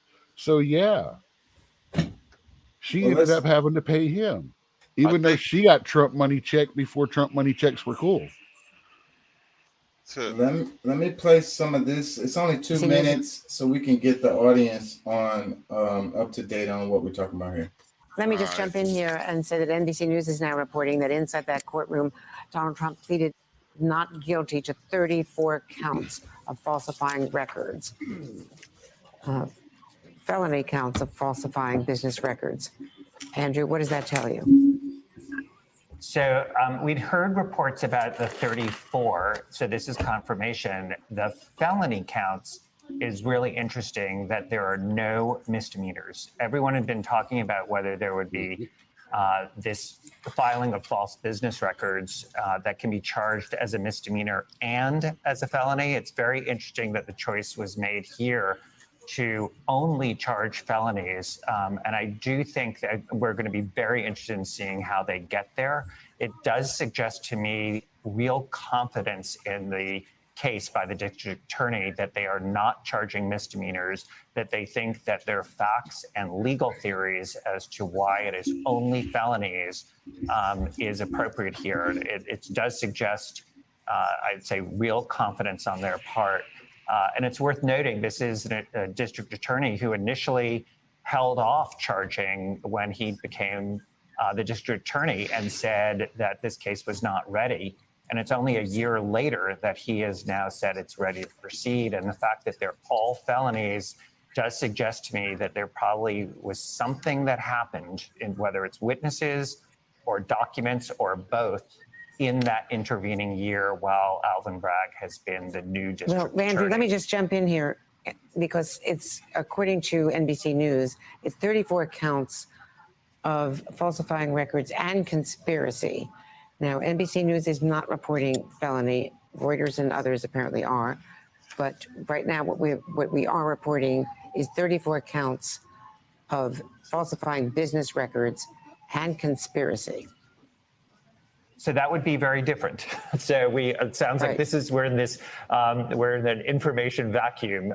Obviously the conspiracy count is one where I think people, including myself, thought that they might bring that in order to have the David Pecker, Karen McDougal information. Anyways, so Trump pleads not guilty to 34 counts of falsifying business records. Yeah. And you see, the biggest problem is, like, most people not really paying attention to the details. Like, this is stuff that happened before he became president. And, you know, you're saying that you can only get him because, you know, if he, you know, like, it's, first of all, it's a bunch of bullshit. Like, this is something that they approved already. Like, this is really is just a bunch of wasted time because he's been investigated on that whole where the payment came from. Like, let me just jump in here with his lawyer. What happened with his lawyer when they discussed it the first time around? It is about time. This is all about time and timing. Wasting time, and you know, but they don't realize that they're helping him with his campaign. They're going to spend the next 8 to 12 months in discovery. which means that he's not going to be doing anything. But the lawyers, they're going to be going back and forth. Oh, this is this. What are these documents? What? All that's got to get argued out before any of the case really gets rolling. They're going to drag that out to about 6 to 12 or 8 to 12 months, which puts it right in the midst of the campaign election time. Yeah. So that's what this is about, tying him up and keeping him smeared for the election, whether they can prosecute him or not. Yeah. This is about preventing him to get presidency. They're so because they intimidated can't by him. impeach the man. They can't shut him down. I personally think it's a bad idea to have him as president again because he's tainted. But I would say just like Bernie is tainted. How is he tainted? He is In too your evil opinion, and narcissistic. He is not good for the country. If they had let him have his second term and all this crap didn't start, the whole insurrection. That's the thing. Big quotes, by the way, insurrection. But that's the problem. Like that's one of the reasons why they're mad with him, because they wanted Hillary to see all the stuff that they're doing now, and the reason why everything is such at a fast pace of trying to do certain things is because they expected that Hillary was going to be in office so that she could screw up shit, while she, or at least follow the agenda closely to where they left off with Obama. They were expecting her to get a 4-year, a 2-term run. Well, exactly, but that's what I'm saying. And then I think they were going to try to bring Michelle Obama in. Trump winning interrupted what they were doing to control the entire world. Like their whole idea to like when Trump running screwed both sides up. No, I don't agree with. They weren't ready for it. The Republicans weren't ready for it. Nobody was ready for it. I know because I think he is such a force. He is such a force and cult of personality. What can you do? It's like, I want to be president. But I want to be president. Okay. I think that the agenda's continued. This, they may have even got sped up. I mean, I think that what they wanted to get done, they still got done. Even though Trump got in there. And the other thing I wanted to say was this whole thing. I think you're right about this part, Doc. That the point is to try to mess with them related to the election. But the internet is the opposite. The people are the opposite. I think that it could have the opposite impact and actually catapult him into the damn presidency because people are gonna be like, oh, they're picking on him or whatever. Like it's gonna get more people onto his bandwagon. It could have that impact. Well, I don't know, man. After all, more people voted for Biden than Obama. Remember?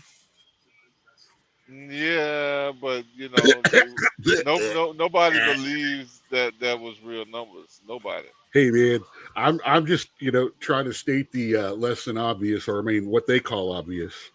Well, yeah, dead people was voting. It's proof. It may not have been a big enough number. Yeah, nothing was proven widespread. But there was enough little stuff that balances could be tipped with little stuff in the right states. I understand. I get it. There are states that flipped with less than 1,000 votes difference.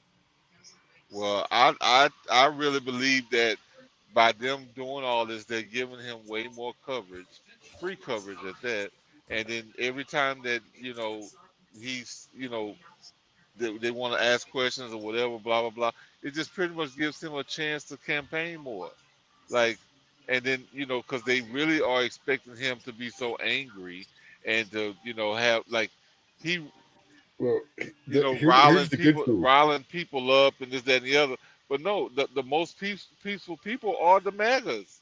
The ones that's getting angry and wanting to tear up shit is the Democrats. They're the ones if they pull this and do this timing right, and they do it during campaign time, he will be able to get free campaign time from the trial and not have to pay for it. Well, Meanwhile, they cannot exceed the amount of time. They have to have equal screen time, meaning either he's going to have to pay for campaign ads or they're going to play him on the news for free. And they can't play him on the news more than they give the other people time, because that is a violation of campaign laws and media agreement and stuff like that. Well, and you know, That's something that's been going on since like the 50s or 60s, or actually the 80s. Well, you know, I think the Republican Party has been giving the Democrats enough rope to hang themselves, because they know, like, because pretty much everybody is kind of backed away from Trump on the Republican side, to say like, oh, like they don't really have anything, you know, they're not really promoting him or endorsing him. I think Pence is going to sell him out. You think what? I think Pence is going to sell him out in the January 6th trials. I don't think there's anything to sell him out with. He still hasn't testified yet. Well, I know, but that's the thing. He was appealing it at first, but now he's not. So my thing is like, okay, if he really was endangering his family, like he really didn't want. I think that he didn't want to testify, because if he really has to be honest, he had to prove that he didn't. You know, like he wanted. I don't think he was trying to force him, like they try to make, like they said, to change the vote, since he was the. You know, he was the vice president, so he was the head of the. He was basically running the show for it. Congress or whatever. Like he's the president of the. He was what, either the House or the. He was there because the regular representative wasn't at the time. The one who normally holds the chair. Vice president does it when they're not there. I think something like that. He's the president of that chamber. Okay. Yeah. Let me throw this little monkey wrench in the campaign that's coming up. Robert F. Kennedy announced the 2024 presidential campaign. President Biden is getting some competition for the Democratic nomination for one of the most powerful names in American politics. Robert F. Kennedy Jr. has filed his paperwork with the Federal Election Commission to run for president. The environmental lawyer from California says his top priority will be to end the corrupt merger between state and corporate power. Okay, so and he's running. I love that. Right? That no offense, any Kennedy that's gotten any taste of power since the first one ends up like the first one. Well, this gonna throw an interesting dynamic in the race, because that means that he's actually kind of a good and smart guy. It's gonna be really interesting, because then that means that they're primarying. You know, Biden's gonna have to do a primary. Oh, he already does. He already has to. There's 5 Democrats already, or that I last checked. I haven't checked this week. I normally check on. Check Thursday. I don't believe Biden is running, bro. He has declared.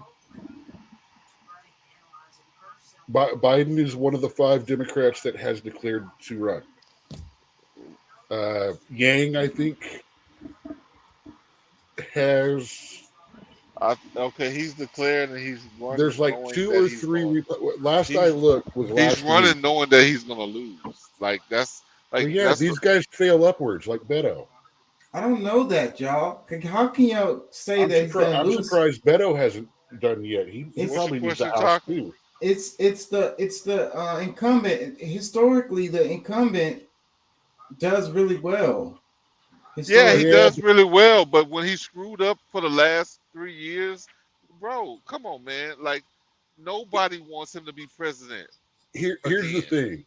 Instead of starting about 80-20 like most incumbents do, he's going to be starting like 60-40. No, lower than that, bro. I'm saying this is just Democrats we're talking about. We're not talking about anything except the Democratic National Convention. I'm going to say, Democrats on Democrats. Just following politics would do better than Biden. right now. Man, no, just following politics and knowing how the game goes. This ain't the same old game as AOC is actually qualified to run for president or vice president this time. There's way too many more people that is politically literate these days. They understand a lot more and at least paying attention a lot more than they have before. I think since, the Democrats after Obama. I think the Democrats are about to give up and spend 4 to 8 years building this new Democrat Party that we've seen over the last year. Well, the Republicans need to do the same thing because their party is a mess. But what I'm saying is that the incumbent automatically has an advantage, a huge advantage, regardless of, usually. Well, that's why I'm saying 60-40 instead of 80-20. Because it's the potato. Yeah, I mean, normally that is the case, Chaka, and I agree with you. Yeah, that's usually the case. Not the man this can time. the man could plan his own surprise party. But I don't think none of that matters. I ain't gonna even argue with that. But politically, it's what y'all have to take into. All right, no, let me ask this question. So if Biden wins the primary, or no, are you voting for him for the primary? No. Are you going to vote in the primaries? Probably not. I doubt very seriously if there be a candidate I'm be interested in. Yeah, I'm a declared independent, so I can't vote in either Democratic or Republican. What I'm saying, y'all talking about who I'm gonna vote for. Who I'm gonna vote for wouldn't have any impact either way. Oh, what I'm talking about, we're asking if in the primaries. I'm only asking that is because we don't know who we can vote for yet.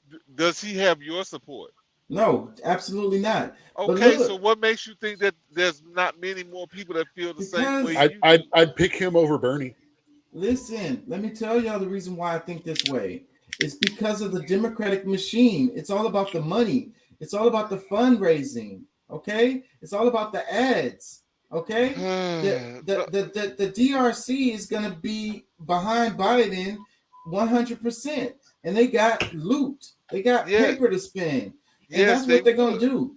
Yes, they would. They will spend enormous amounts of money. The same kind of money they spent with Hillary Clinton, and the same money they just spent with him this last time. But guess what? People still remember the dude falling up the stairs. Like, it's, him riding on that bicycle and not knowing how to stop and catch himself. But you're underestimating the power of these ads. And you also, no, I'm not. The short-term memory of voters. They don't have.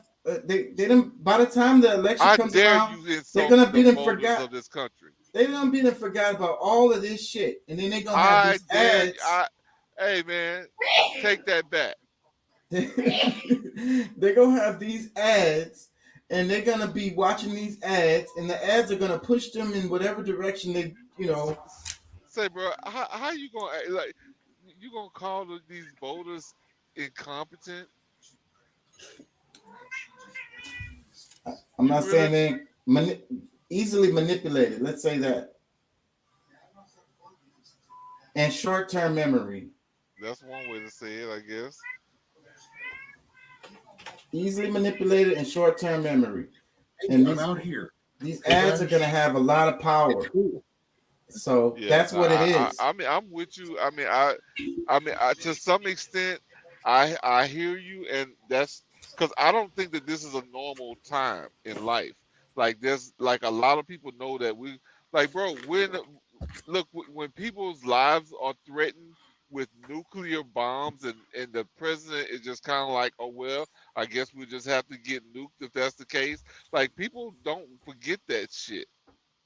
Well, the primaries will be interesting. That's the reason why I mentioned Kennedy running, because the primaries, the people who vote in the primaries are a different crowd. But is he running as a Dem or a Repub? Dem. He's running as a Dem. He's declared as a Dem. He is such a conservative. I don't know why. Well, it's gonna the Kennedys mostly are Democratic. No, say, bro, Trump was a Democrat before he ran for president. Well, I mean, that's totally No, beside the point. the Kennedys traditionally, as a family and stuff like that, That's fine. have really been behind infrastructure, welfare, social programs to help build things up. They always have been traditionally. So no, I get it. I hear you, I understand your angle, but at the same time, I'm just calling out the fact that the way that he talks, the way he wants to cut corporate and government ties. He go get shot. We know he will. Oh man, don't say that. You got to be careful what you say. But listen. Excuse me. Something bad is going to happen to him. It's a family curse. He might suicide himself, or let's just say the family curse. But I don't. If he gets big enough to be threatening, that family curse is going to get him.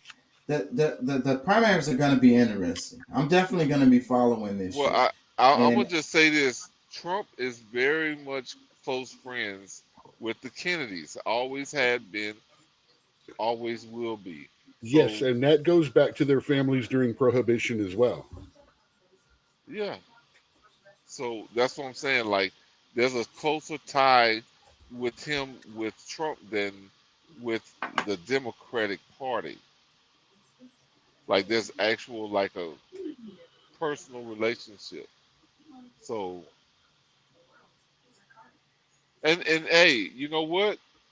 Maybe that's the point. What we need, we actually need a good conservative that's carrying the Democratic name, so that we can actually get some common sense shit taken care of, and But he's running as a D. It doesn't matter what he's running as. Trump ran as an R, but he is a Democrat for 50 years. Yeah, but that label carries a whole lot of weight for voters. I know, and that voters need to be tricked.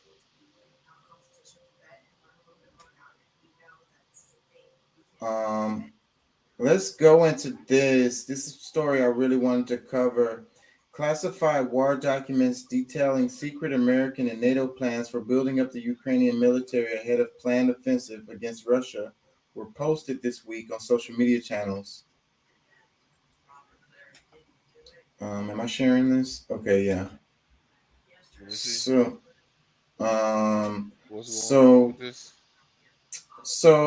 it's, hold on, let me see. I think this clip right here explains it. Let's play it. Just 1 minute. Минские переговоры, в которых ты сыграл, дали нам какое-то время для того, чтобы вооружить армию. Minsk agreements gave us time to arm ourselves. Hold on, is that the beginning of it? Okay, wait. It says when we signed Minsk agreements, we knew that the war would be inevitable. Hold on. The war. We're talking about Ukraine now. It says, but we had to prepare for all those years, grow our army. Hold on. To be prepared for this war. Minsk agreements gave us time to arm ourselves. Hold on. Angela told about that recently. Hold on. I didn't know it was in the other language. I know it was going to throw everybody off.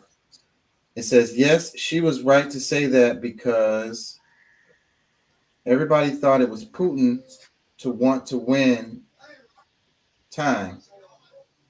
No, it was us to win time to give Ukraine an opportunity to recover, to improve its military capabilities. And that's the exact reason why we should defend the Minsk agreements, and that's the exact reason why we should defend the Minsk agreements, in which you played a big role. It's like something's missing out of there. They have to be defended because during those 7 years, Ukraine got the resources to strengthen itself. Another thing in which we outplayed Putin, except for Minsk agreements, is the year 2013, when we managed to overthrow Yanukovych. Yanukovych, and we managed to hand over Ukraine to the EU. Yes, I think you played a big role in that back then. I still remember how you came to Elysee Palace with Bernard Henry Levy,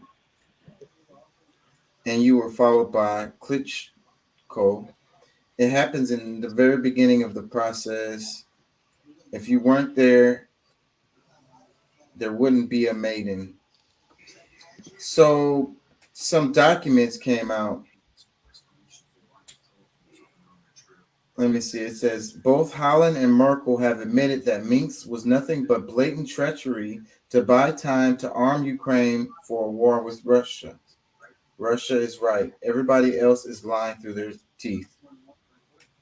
So prankster Vovan and Lexus posing as Petro Poroshenko got French ex-president Francois Hollande to admit the Minsk Accord were a NATO ruse to militarize Ukraine, and Western nations overthrew Ukraine's democratically elected government in 2014.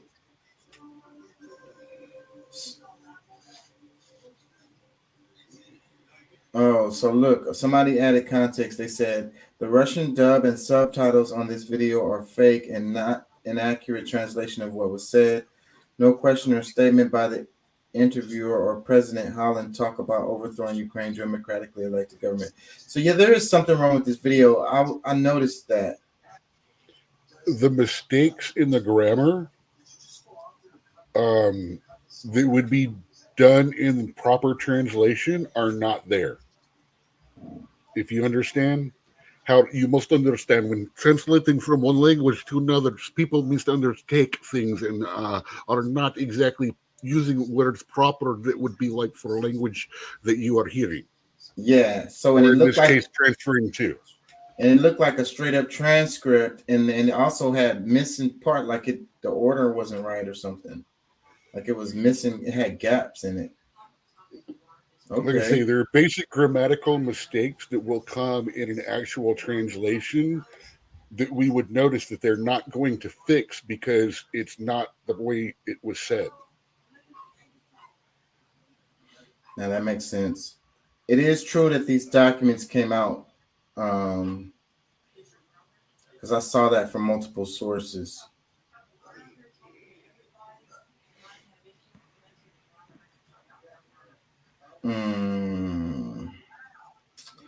I thought I had some more on that, but I don't see it.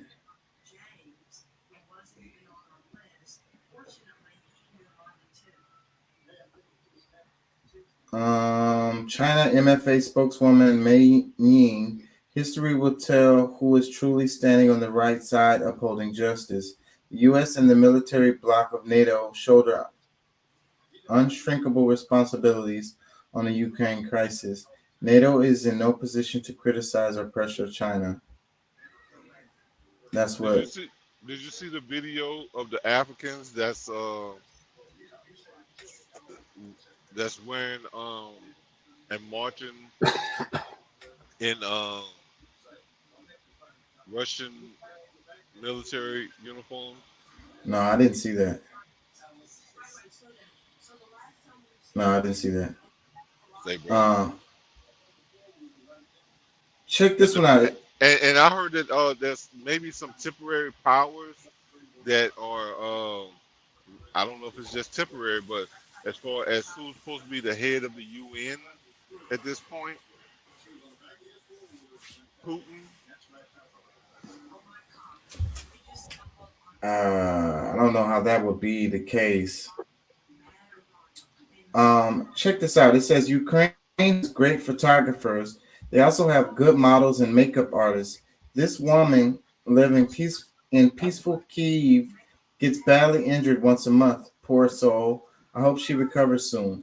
So this is tongue in cheek. It says, how many more times is this woman going to get injured? So they're showing that this is like, at least it looks like the same person. here. Can y'all see this? Yeah, I see it. Yeah, this kind of thing is what is happening a lot. It's like I mentioned the white helmets. They look similar. I wish I could see an ear whirl or something like that, because there's also the pinch nose on one, the smooth on the other. Could be camera angles. I mean, they're very similar, and there's a lot of people that look a lot alike up there too. Well, let me ask y'all something. I'm not saying it's. I'm like I say. I'm not saying it's not, and I'm not saying it's not a before and next month picture too. Well, I still had a question. So, do you believe and do you know of any existence of crisis actors? Right. So this is what I was. This is where I'm going with this. Is when they had the white helmets when they were in Syria and all of the pictures that was coming out of there at that time, and the evidence came out that all that stuff was staged. It was a bunch of staged videos and pictures to make things look a certain way. You mean to tell me, like maybe like BLM, when they say whoever these people are, the Antifa, whoever you want to label these people as, but they show up. They do all these things. Maybe they starting the fires. They painting on people's buildings. They doing all these things.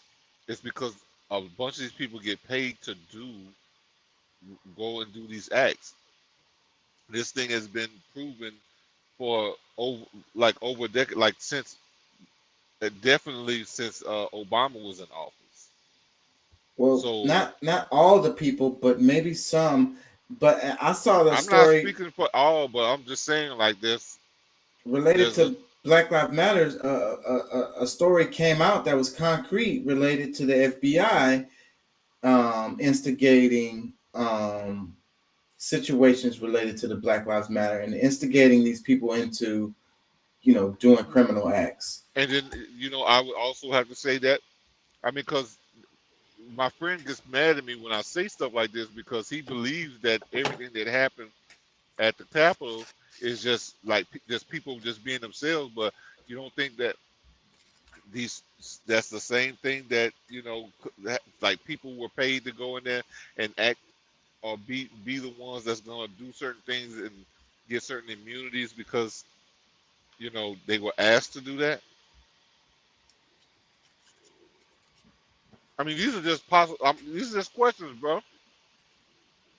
Is it possible that because we already know that this thing exists, this is politics that trying to steer the thoughts of the common man to continue to entrust in this country, and that they're doing something like, oh, this is happening, but they're going in and changing laws based on something that didn't happen naturally, is the part that conflicts me.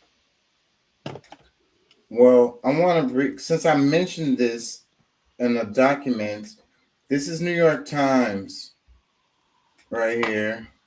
Ukraine war plans leak prompts Pentagon investigation. Am I sharing? Okay. Classified documents detailing secret American and NATO plans have appeared on Twitter and Telegram. So this is by Helen Cooper and Eric Schmidt, April 6, 2023, New York Times. The leaked documents do not provide specific battle plans, but they offer a snapshot of time the American and Ukraine view as of March 1st of what Ukrainian troops might need for the campaign. It says, Washington, classified war documents detailing secret American and NATO plans for building up the Ukrainian military ahead of a planned offensive against Russian troops were posted this week on social media channels, senior Biden administration officials said.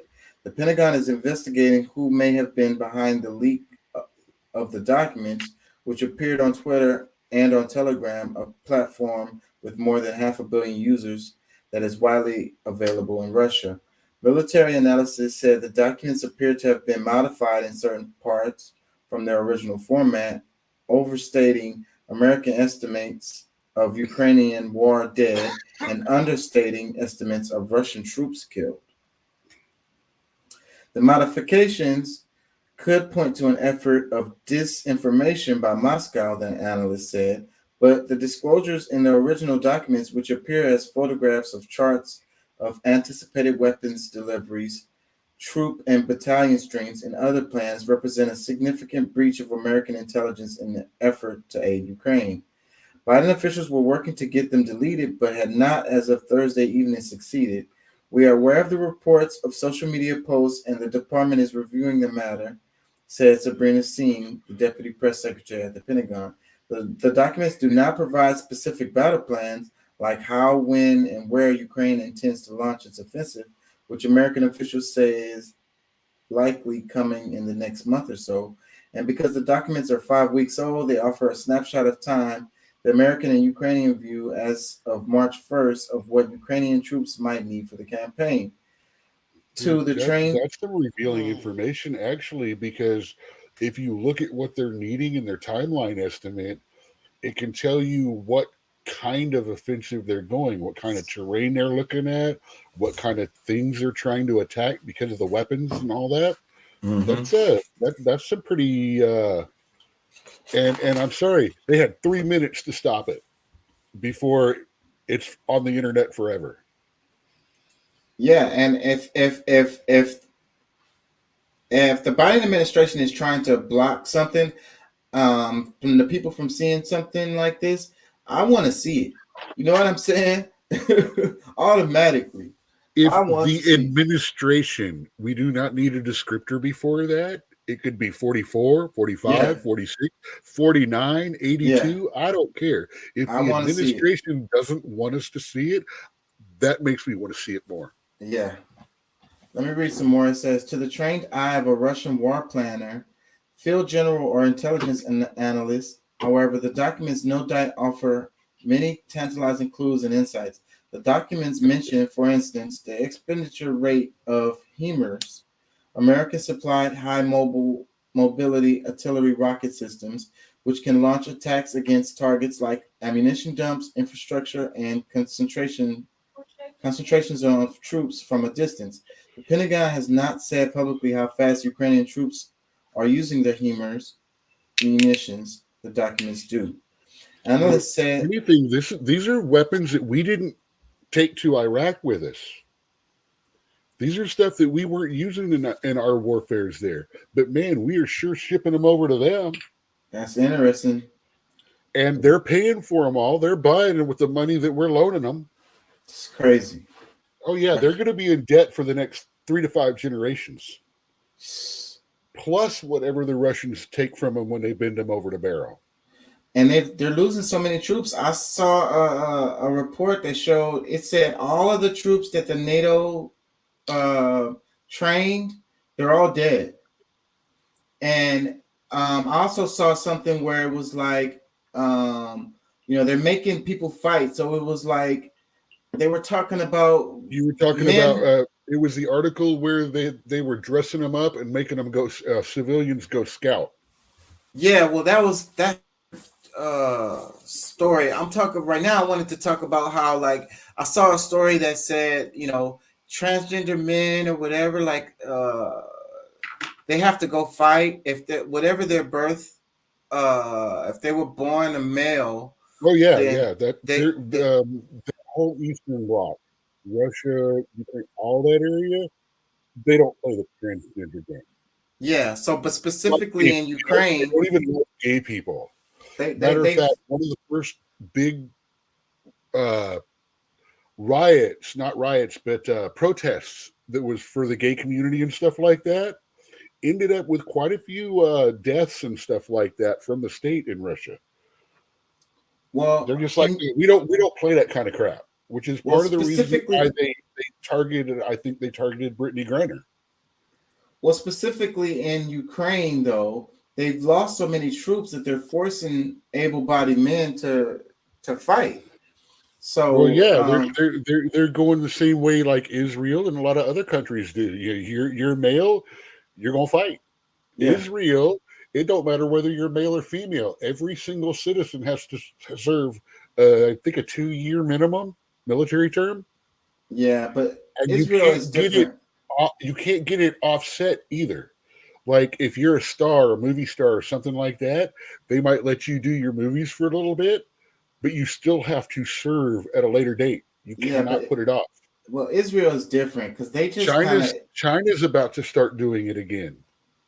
The way Israel does it, it's kind of like a vacation for these people. Like they are proud to do it. They want to go do it. It's fun. It's like, because it's not real war. They are, it's totally different. That you can't compare Israel the way that they do it. Okay, I met Deborah Winger back in the 80s. Did you know that she could friggin' field strip pistols and submachine guns? The actress Deborah Winger. Yeah. Well, she was raised in Israel. She spent 2 years there. It was not playtime. She could field strip and shoot and all of that crazy stuff.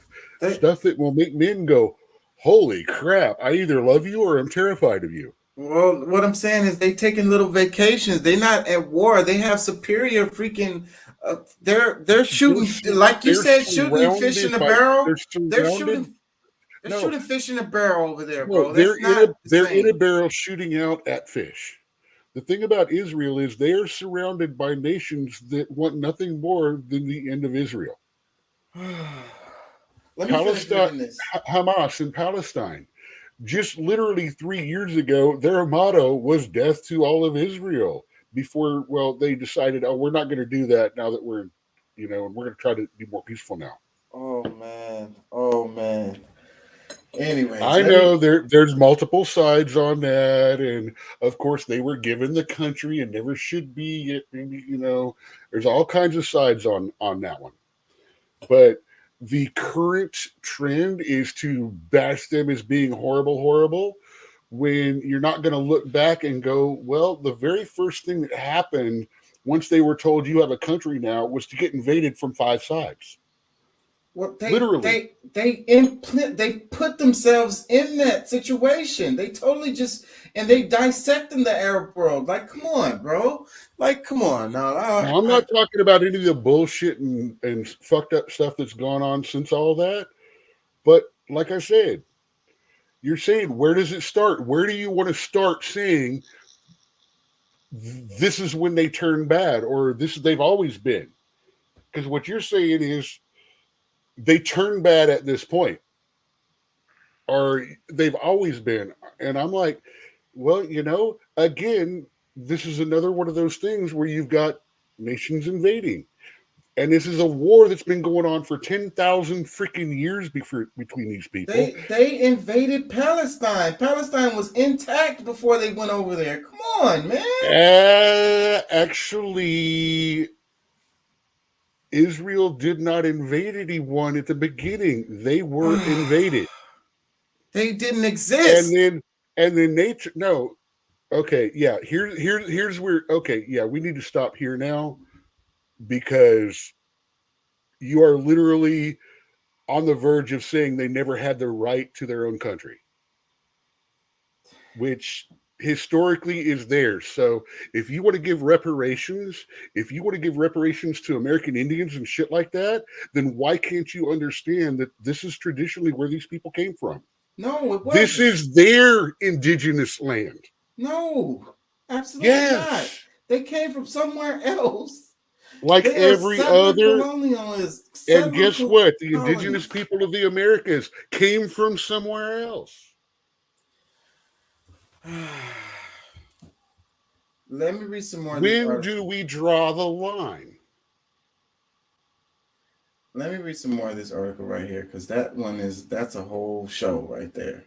It says, analysts said on Friday it could be difficult to assess the impact of the document's disclosure on the frontline fighting now and in the coming months. Russia's own recent offensive has struggled to make gains in eastern Ukraine, and Western analysts debate whether the Russian military, after suffering staggering casualties, is capable of mounting another or resisting a Ukrainian attack. It was unclear how the documents ended up on social media, but pro-Russian government channels have been sharing and circulating the briefing slides, military analysts said. This shows how like the freaking New York Times are so, they are not unbiased, if you will. You know what I'm saying? They're very supportive of the left. Well, and they're very supportive of Ukraine and anti-Russian and supportive of NATO. Well, and everyone was blaming the Republicans through the whole Iran thing and stuff like that about, oh, well, they're all sucked up to the military-industrial complex, and that's why, and blah, blah, blah. And now, all of a sudden, we had a Republican actually get us the frick out of that war. So dumbass Potato goes and picks a fight between two other countries so we can get right back into it. Despite the fact that originally we used Afghanistan and Iran to financially break Russia in the first place. All through the 80s and 90s, Star Wars, all the stuff we kept pushing down into Middle East. And they financially ran out of money. They couldn't handle it. And again, another thing about us being involved in an area of the world that's been at war for 10,000 years, and everyone except them needs to really just keep the freak out of it.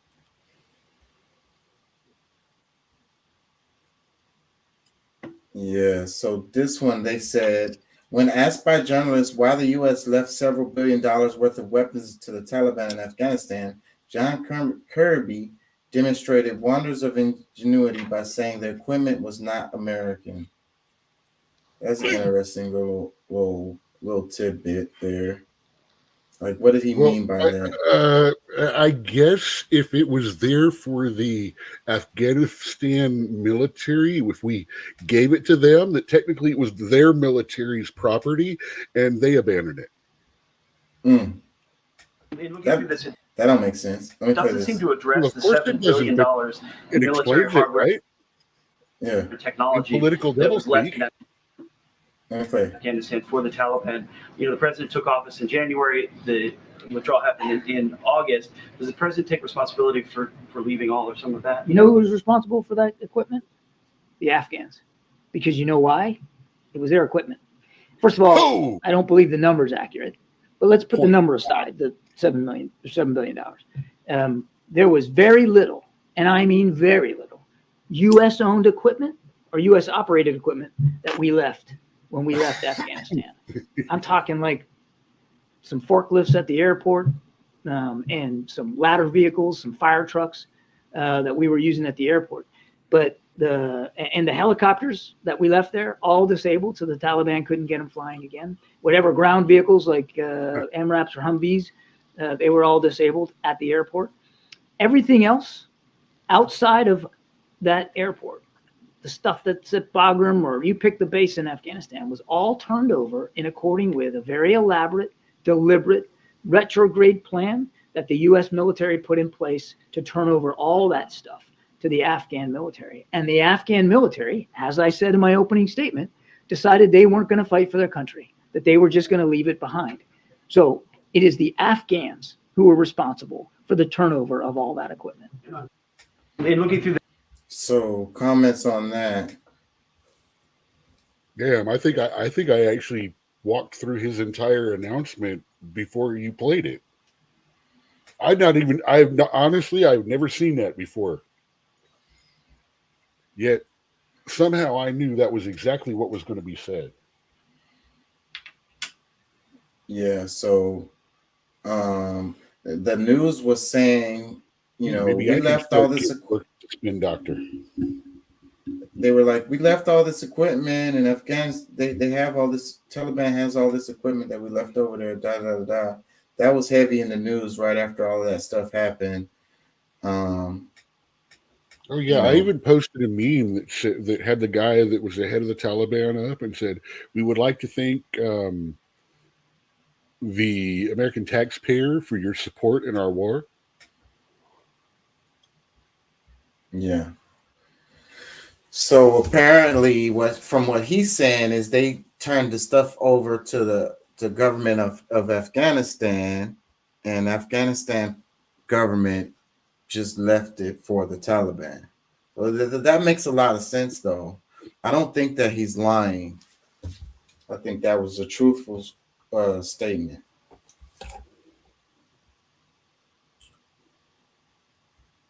So, because I think he believed it was the truth. Well, they were supposed to be liberating Afghanistan or whatever, right? So then it would make sense that they would have protocols or whatever to turn over equipment to the actual Afghanistan government, you know, in a case when they were leaving. So, but the Taliban is not necessarily, well, they are the government of Afghanistan now, but they, you know, that wasn't the necessarily official Afghanistan government. So it was supposed to be the people, you know, the people of Afghanistan, you know, the official government or whatever. So that makes sense. But what people probably don't understand is that the people of Afghanistan, a lot of them wasn't cool with the United States being over there. They felt like they were, you know, invaded. So that's the reason why they handed the stuff over to the Taliban, because they didn't, you know, they wasn't happy with the United States being over there in the first place. Did you see the clips of the Al-Aqsa Mosque? And it's during Ramadan, and they stepping on people and kicking people and pushing them over in Israel. It happened earlier this week. Yeah, this is a whole new thing that I haven't explored yet because I've been just busy enough that I haven't been able to stop and absorb. But there's been like Tel Aviv attacks, a response by Israel that was way beyond what was necessary, I think. And despite the argument that the discourse that we just had, no, I am not a big fan of the way Israel is acting. Yeah, I just think going back with history and stuff like that, it's a lot. There's a lot more. You know, they're not. Again, here we are in the Russian-Ukraine system. They're not the bad guy, but they're definitely not being friggin' good guys. Yeah. So the shit that they've done to Palestine after the point I was trying to identify is less than called for. Yeah, so there's new fighting over there. It really started with them messing with the people in the mosque. So then I saw a report where maybe a couple of rockets, you know, attacked into Israel, and then Israel came back hardcore. So that's been the thing about Israel is when you come at them, they come back hard. Yeah, that's what happened. Like I said, a lot of this stuff, everyone's all the occupation of Palestine and stuff, and I'm like, well, most of that has happened in retaliation to attacks and aggressive movements. And then they're like, oh, you mess with us? Okay, well, guess what? We just extended our borders a half a mile. And they keep on doing, and they've been doing that. Now, so do it again, see what happens. Yeah. So this is Turkish President Tayyip Erdogan addresses the latest attacks on Al-Aqsa compound by Israel occupation forces on Wednesday. I hope this is in English. Türkiye bu saldırılar karşısında asla sessiz It's not, but they got captions. Captions are hopefully close enough. It says Turkey can never remain silent. Türkiye bu saldırılar karşısında asla sessiz ve and inactive in the face of these attacks. Hareketsiz kalamaz. Mescid-i Aksa'ya el uzatılması, Al-Aqsa is a red line. Harem-i Şerif'in kutsiyetinin ayaklar altına alınması bizim kırmızı çizgimizdir. Kudüs'e gerektiğinde Our Palestinian brothers and sisters who defend Jerusalem canları pahasına sahip çıkan Filistinli kardeşlerimiz yalnız with their lives when necessary are not alone. değildir. Müslümanların ilk On behalf of my country and nation, kıblesine yönelik alçak eylemleri I condemn the despicable acts towards the first of the Qiblas. ülkem ve milletim adına kınıyor. Bu saldırıların bir an I call for these attacks to be stopped immediately. önce durdurulması çağrısında bulunuyor.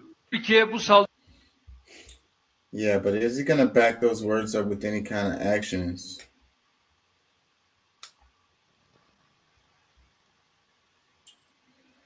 I wonder if I have any of the clips of the part where they was attacking the people in the mosque. Let me see. I think that was on Instagram.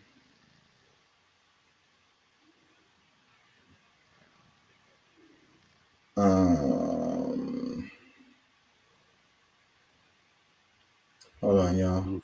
Iran kind of scares me when Iran wants to sit there and say, we need to take advantage of this shift in global power. Yeah.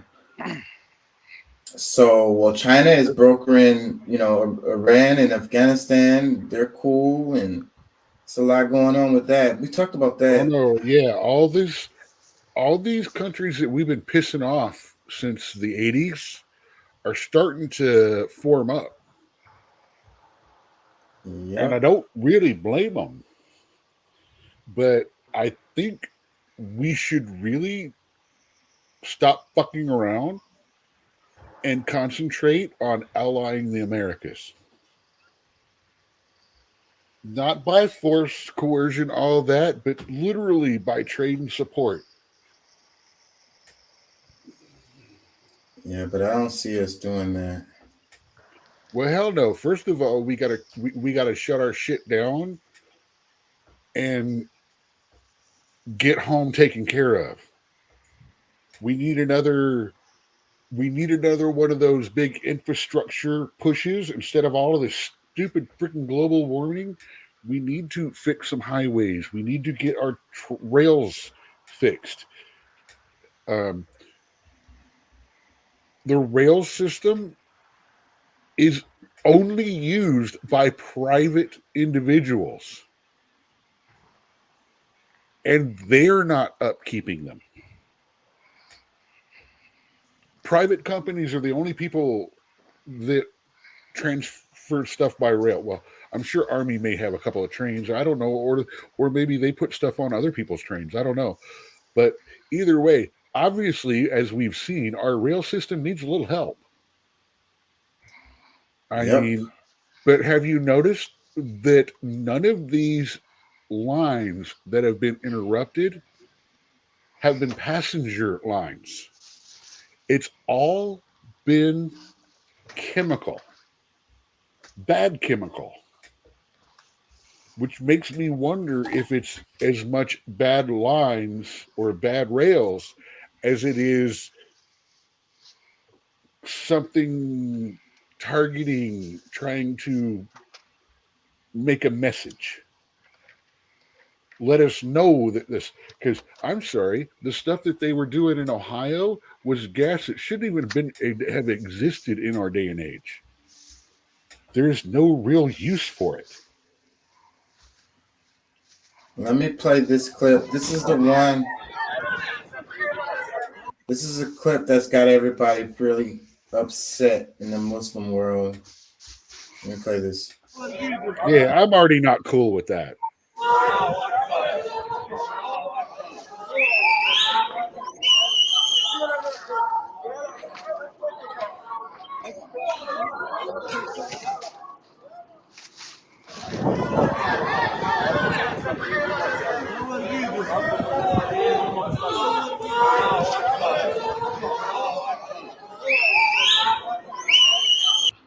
They were just praying. President Biden is getting some competition. Yeah. I've seen enough protests Now, this is the stuff that we need to talk about. The other one, there's two possible ways that can go. This is not.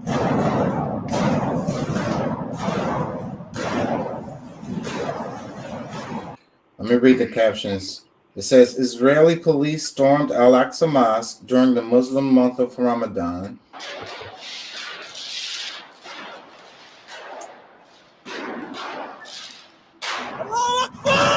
They claim Palestinian protesters locked themselves inside with fireworks.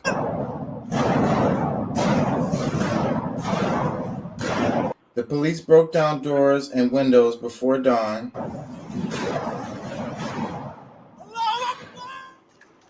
And they fired stun grenades and rubber bullets.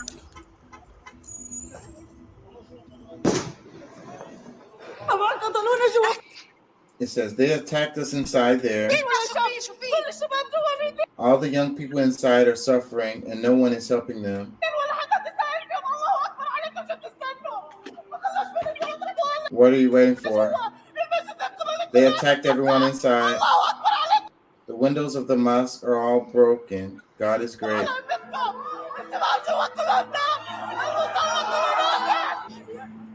Worshippers cannot stay there overnight during much of Ramadan, according to an agreement. Several Muslim nations condemned Israel's attack.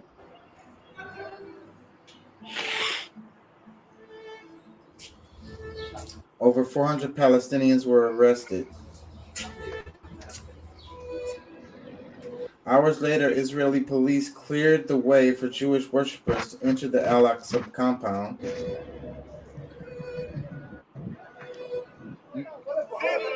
And again clashed with Muslim worshippers.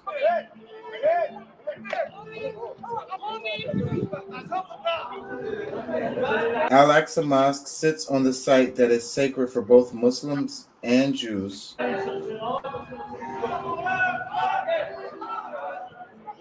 In 2021, clashes at Jerusalem's holiest site started an 11-day war between Israel and Hamas.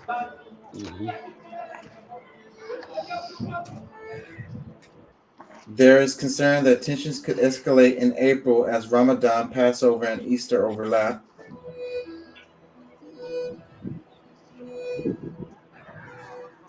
After the raid, Palestinian militants fired at least 9 rockets from Gaza into Israel.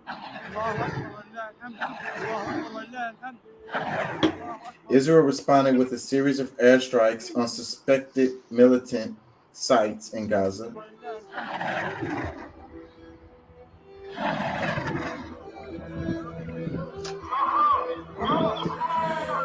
Okay, so that's the present situation. Overreaction on overreaction on overreaction. Escalation when it's supposed to be the holiest of days for all 3 Abrahamic religions, which strangely enough, all worship the same God, just choose different paths to do it.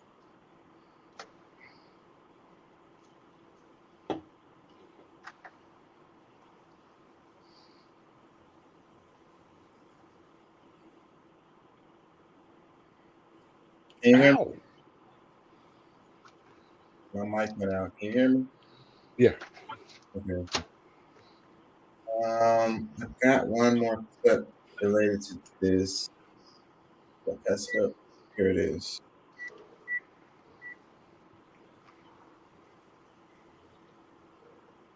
Am I sharing? No, I'm not sharing. Not at the moment. Hold on. What's up? Guy making comments on this topic. Boom. This framing of this as some kind of religious conflict, as some kind of like civil war between 2 communities trying to live. Come on. Come on. With each other. There is a pop. this framing of this as some kind of religious conflict, as some kind of like civil war between two communities trying to live with each other. There is a population, millions of people that are under the mercy and under the rule and under a military occupation of the other population. That is the status quo here. And the escalation does not begin or end with rockets. Living under occupation day in and day out is an escalation. I am so amazed that despite how far removed you are from the matter, despite the clear lack of expertise and experience on Palestine, you somehow seem to possess the same level of entitlement that Balfour possessed when he declared Palestine a home for the Zionists, as if it was his to get, with this framing of this as some kind of religious conflict, as some kind of like civil war between two communities trying to live with each other. There is a population, millions of people that are under the mercy and under the rule and under a military occupation of the other population. That is the status quo here. And the escalation does not begin or end with rockets.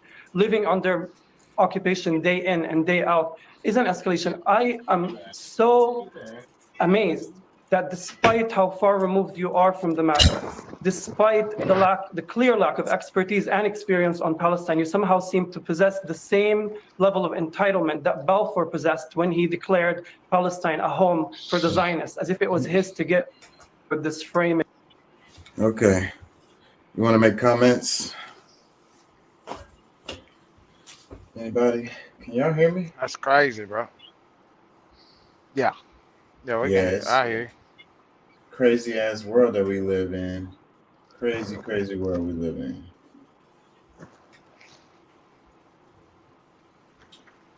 Insane. Yeah. Ain't much I can say. I mean, I think that a lot of people don't really freaking understand what is. That's the reason why I cover it. What the fuck did I do? That's the reason why I cover this stuff, is because no one really gets it. The media is more biased on this topic than probably anything else.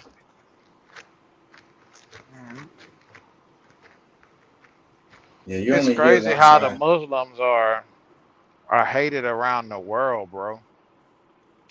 When it's governments that built radical Islam, in my opinion.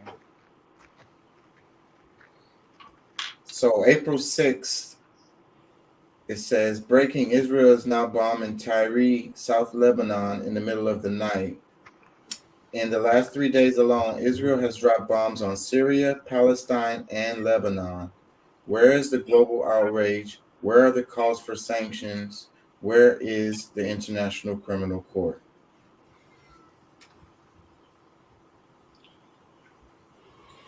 It says, not to forget Israel occupation forces brutally beating Palestine worshippers at the Al-Aqsa Mosque only a few days ago. And of course, zero Western condemnation, little to no mainstream media coverage, a stark reminder of the blatant hypocrisy at play in the Western world's supposed commitment to human rights.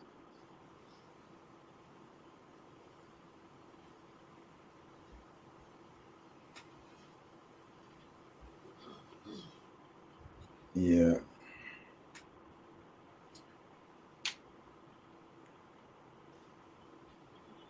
Yeah. The media is not covering this. If they do, they're covering it really with soft hands, kid gloves, and biased as hell. Like I say, it's one of those 10,000-year-old conflicts that we should stay the frick out of as a country. This is not no 10,000-year-old conflict. Israel is what? How old is Israel? Israel is younger than the United States. Okay, we're going to draw a line there. We're going to talk about how this area of the world has been at war for as long as I've been talking about. Seriously. Okay, so what you're saying is you promote the idea of indigenous people in America getting their lands. However, a people that proves that they had settled there thousands of years before anyone else in the area does not deserve that? Their proof is the Bible. No, their proof is more than the Bible. Their proof is the Bible. No, it's not though. The hell out of here, bro. Your proof is the Bible. Their proof is archaeology. Their proof is sociology. If you use archaeology, the people don't have absolutely no rights to that land. Absolutely none. If using archaeological evidence, you could use genetic evidence that would exclude them. You need to show those because I've seen otherwise. It might be stuff that I haven't seen because it's popped up in the last 10, 20 years. But yeah. Yeah, that's my area of study, bro. Like I've done. No, your area of study is Haiti. Well, I've done a lot of research over there because I'm really freaking because all of the stuff that people say about it is what made me dig deeper because I'm like, I don't understand. And whenever it's something I don't understand, I want to understand it better. And that's what I did. So, and another thing you're saying is you are literally discounting the Bible in its entirety, despite the fact that there is it is still historical documents, even though change and stuff. Have you not read Gutenberg Bible? Have you not read pre-canon? You know, it's all involved. You're like I say, you're saying there's more to it. I'm saying yes, there is. You want to say 1952 or 1950s or whatever it was is your dividing line? Okay, then the 1950s is the dividing line for reparations, apologies, and everything across the entire conversation of everything. You can't do that. No, why not? You're doing it. That's not what I'm doing. But you are. You're saying this is the date. Nothing before this matters. There is no historical anything other than that, other than from this date forward. They don't have no evidence before that date.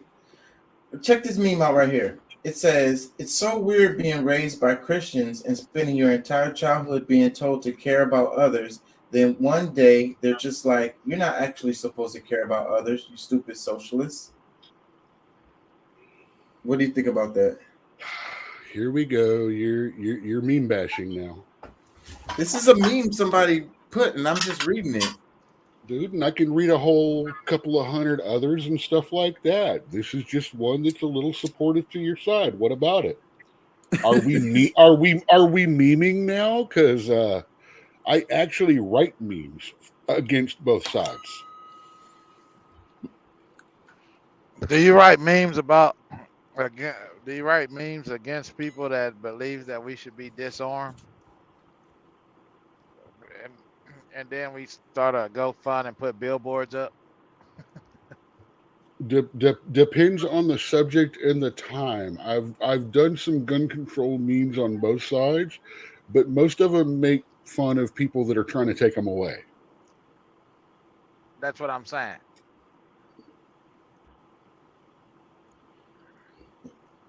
Yeah, my both sides tend to go towards social issues less than militant and economic too, but we shouldn't make memes making fun of people. Everybody's entitled to their beliefs and how they feel and what they believe. Oh yeah. Well, like I say, the last meme, a matter of fact, I made one the other day. You know, I did one of those safe flags, and it was safe from feeling threatened about rainbows on my beer can today. That stuff is hilarious. That is hilarious. Those are the kind of memes that I make. Like, I put the Taliban guy on there and said, "Thank you, American people, for funding our, country." We just showed a clip. They got Humvees and helicopters and everything. If I'm not mistaken, don't the Saudis actually own Budweiser now? They bought it like several years ago. No, 15 years ago, it was sold to a Belgian and I want to say Brazilian company, Ambev. But yeah, they're not. They haven't been an American company for a little more than 15 years.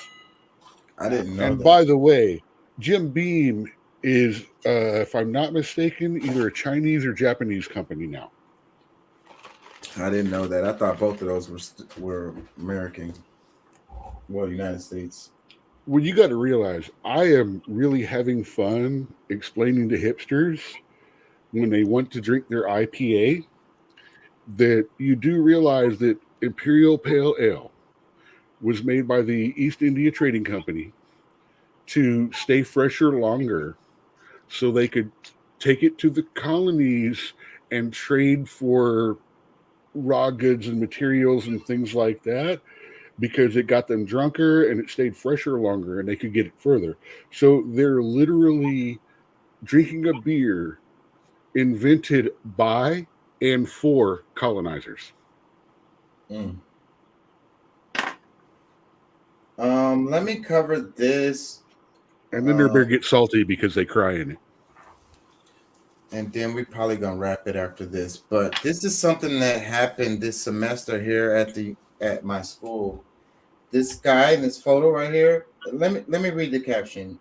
I posted this and I took this photo. It says, one of the two who jumped from Agnes Arnold building in the last 2 months. The building is now closed indefinitely. RIP, so young and full of life. Why would he do this? I had a class in that building this semester and it has been relocated. So this building at the University of Houston is different from other buildings on campus. It has open ledges. It's about 5 floors, I want to say. Maybe 6 floors, 5 or 6 floors. And it has open ledges, and it has like a walkway overhang, and it also has like a basement area where classes are in there also, which and it has like a garden or patio area, outside area. So the way it's a really old building. So basically you could jump off of this building, and that's what these people did. So two students within a month or two, within a month, I think, they jumped off this building to their death. And so that they've restricted access to this building now and relocated all of the classes out of there. And they're probably going to not use this building in the future. At least that's what the emails were seeming like they were saying. Because they said the building is closed indefinitely now. So they don't want to give the kids access to this building because it's like, I talked to one of the counselors and they were saying that, you know, it kind of gives the option, you know what I mean? The other buildings are all closed in. The windows don't really open. There's no access to the roof and stuff like that. So like in the other buildings, you can't jump out of it. You get what I'm saying? I want to say this is the only building that's like that. It's not on campus. I'm not sure on that. Yeah, I'm not sure on that. It's not. It's just the easiest one. So, yeah. So this is not the first time this building and others have come into question. Yeah. Yeah. So I had my Spanish class was in that building this semester. Again, here we go to broken people problem. Costing the university millions or $100,000 plus a year because now they have to shut down that building. Yeah, well, what about, looking at it from the perspective of like stressing the university, stressing these kids out, and I don't know, like not giving them support. So it's the university's fault that they decided to take their own lives. I'm not blaming the university. You just did. No, I'm not blaming the university. I'm saying You that literally just said if they weren't stressing them out so much. What support services are they offering these kids? Well, see, that's for you to answer and find out because you go there. I could get the answer in a few minutes and probably find more than you realize. Well, the question is, do they take advantage of those resources? Are those resources easily available for someone who does not know how to search for them like I do? Or who has access to the handbook, student handbook, like you do?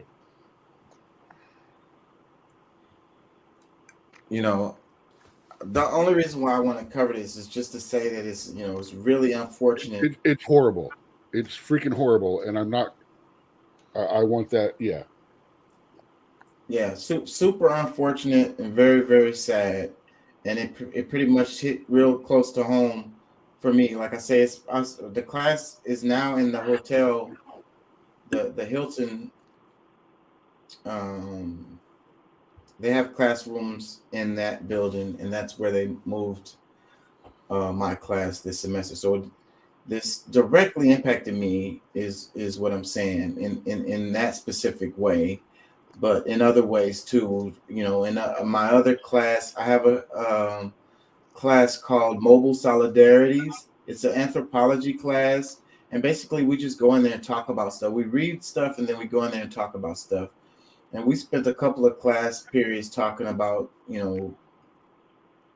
mental health related to the students and stuff like that.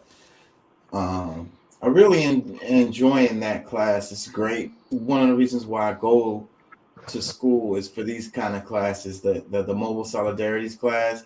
And it's unfortunate that the university didn't renew the instructor's contract. So this class won't be available next semester for other students. She's leaving after this, and she was the only one who was doing this particular content. And I don't know. I'm about to graduate. I'm about to be done. I only have like a few classes left to take. So, but it'll affect other students. They won't have the opportunity to take this class, and I think it was really, really nice. It's one of the reasons why I go to the university is for classes like this one. So, what's your actual degree going to be in? It's anthropology with a minor in communications. Okay. So I'm education major with specialty in special education and communications, vocal communications specialty. Yeah, so mine is just it's like a basic College of Liberal Arts and Social Science degree. So it's like it's a liberal arts degree. Though I do have an unaccredited psychology degree that I got during the pandemic, that if I pay them $22,000, they'll actually give me, because I completed the classes and had all the grades in psychology. Abnormal psychology, human childhood development, and stuff like that was my specialty there. Criminal psychology, stuff like that. Well, I really enjoy learning about this stuff that I learn about, and I really can't explain how great it is, the feeling I get when I go to like this specific class, and when I'm leaving out of that class, the feeling that I have when I leave out of the class, like I really can't explain it. Like, so like it's stuff money can't buy. the conversations that we have, you know, are priceless in that class. You know, the experience of being there with those students and having these conversations that we have are that's what I hate about my online situation that I'm having to do, is I don't get the interaction like I did when I was going to the classes. Yeah, I don't I'm like doing online. the work. I'm doing the work. I'm really doing the thinking. I'm doing all that, but I don't have that bounce back from other minds. And that part is so yeah. invaluable. It's so great. Like I say, it's the conversation that matters. And in this class, that's all we Which do is is what talk. we're trying to do here.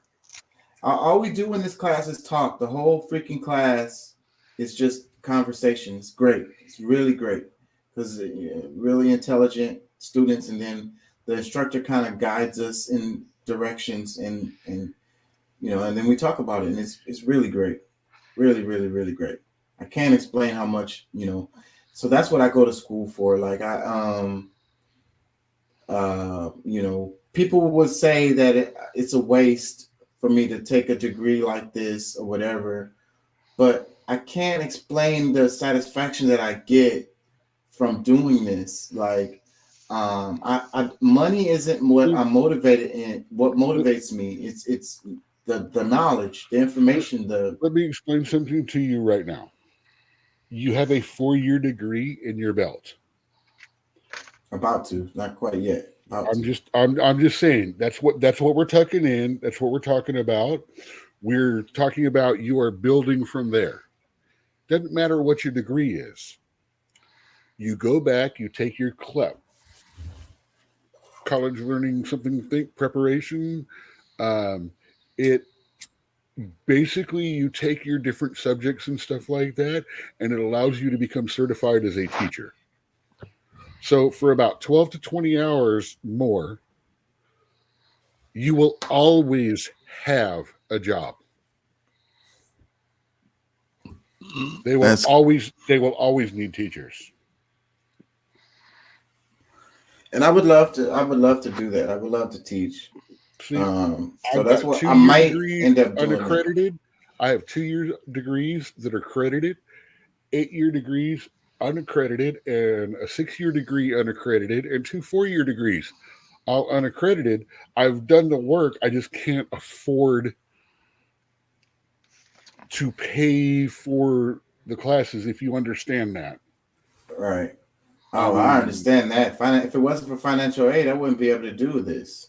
Yeah, like I say, I've done all the classes and the classwork, but I do not get my grades or my degree released until I pay for taking the classes. Yeah, man. Let me ask y'all this. So, like, all right, let's say like you go to college, right, and you get a degree, and this is something that you're truly passionate about, right? And you go work in this, but you're not making the money that you need to make in order to pay back your financial aid, pay back your student loans, you know, barely get ahead. Like how does that, I guess for me, you know, and I know money can't always be the motivator, but I guess for me it's like I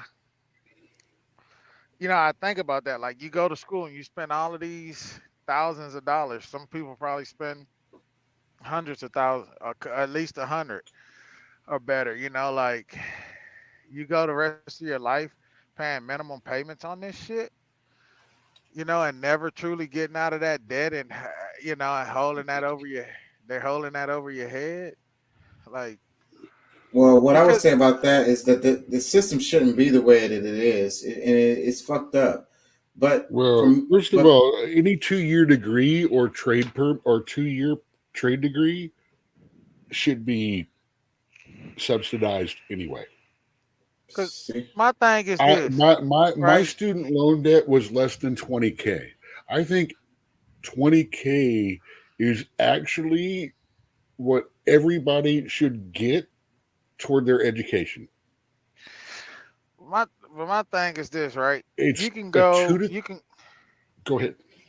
No, I was just wondering. Like, to me, I don't get that. Like, you can go do a 2-year associates for process technology, right? Mm-hmm. And go work in a refinery or go work in a chemical plant and make pretty much, if you're willing to, work in there, get a few days of overtime here and there, throughout the year, make triple what a teacher making, you probably only end up spending like $25,000 for the 2-year, because you can go to just a regular community college for that. 12 to 18K Okay, is about what it will cost you to do 2 solid years, a 2-year degree. Okay, now a At teacher a has to community go. college. A teacher has to go and get a 4 4-year years. degree. Yes.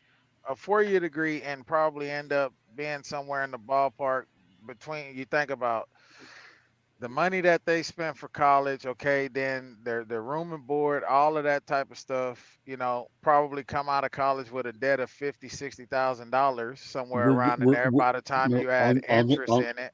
On the cheap end, what I've looked at, not what most people know, but I'll go with what can be found.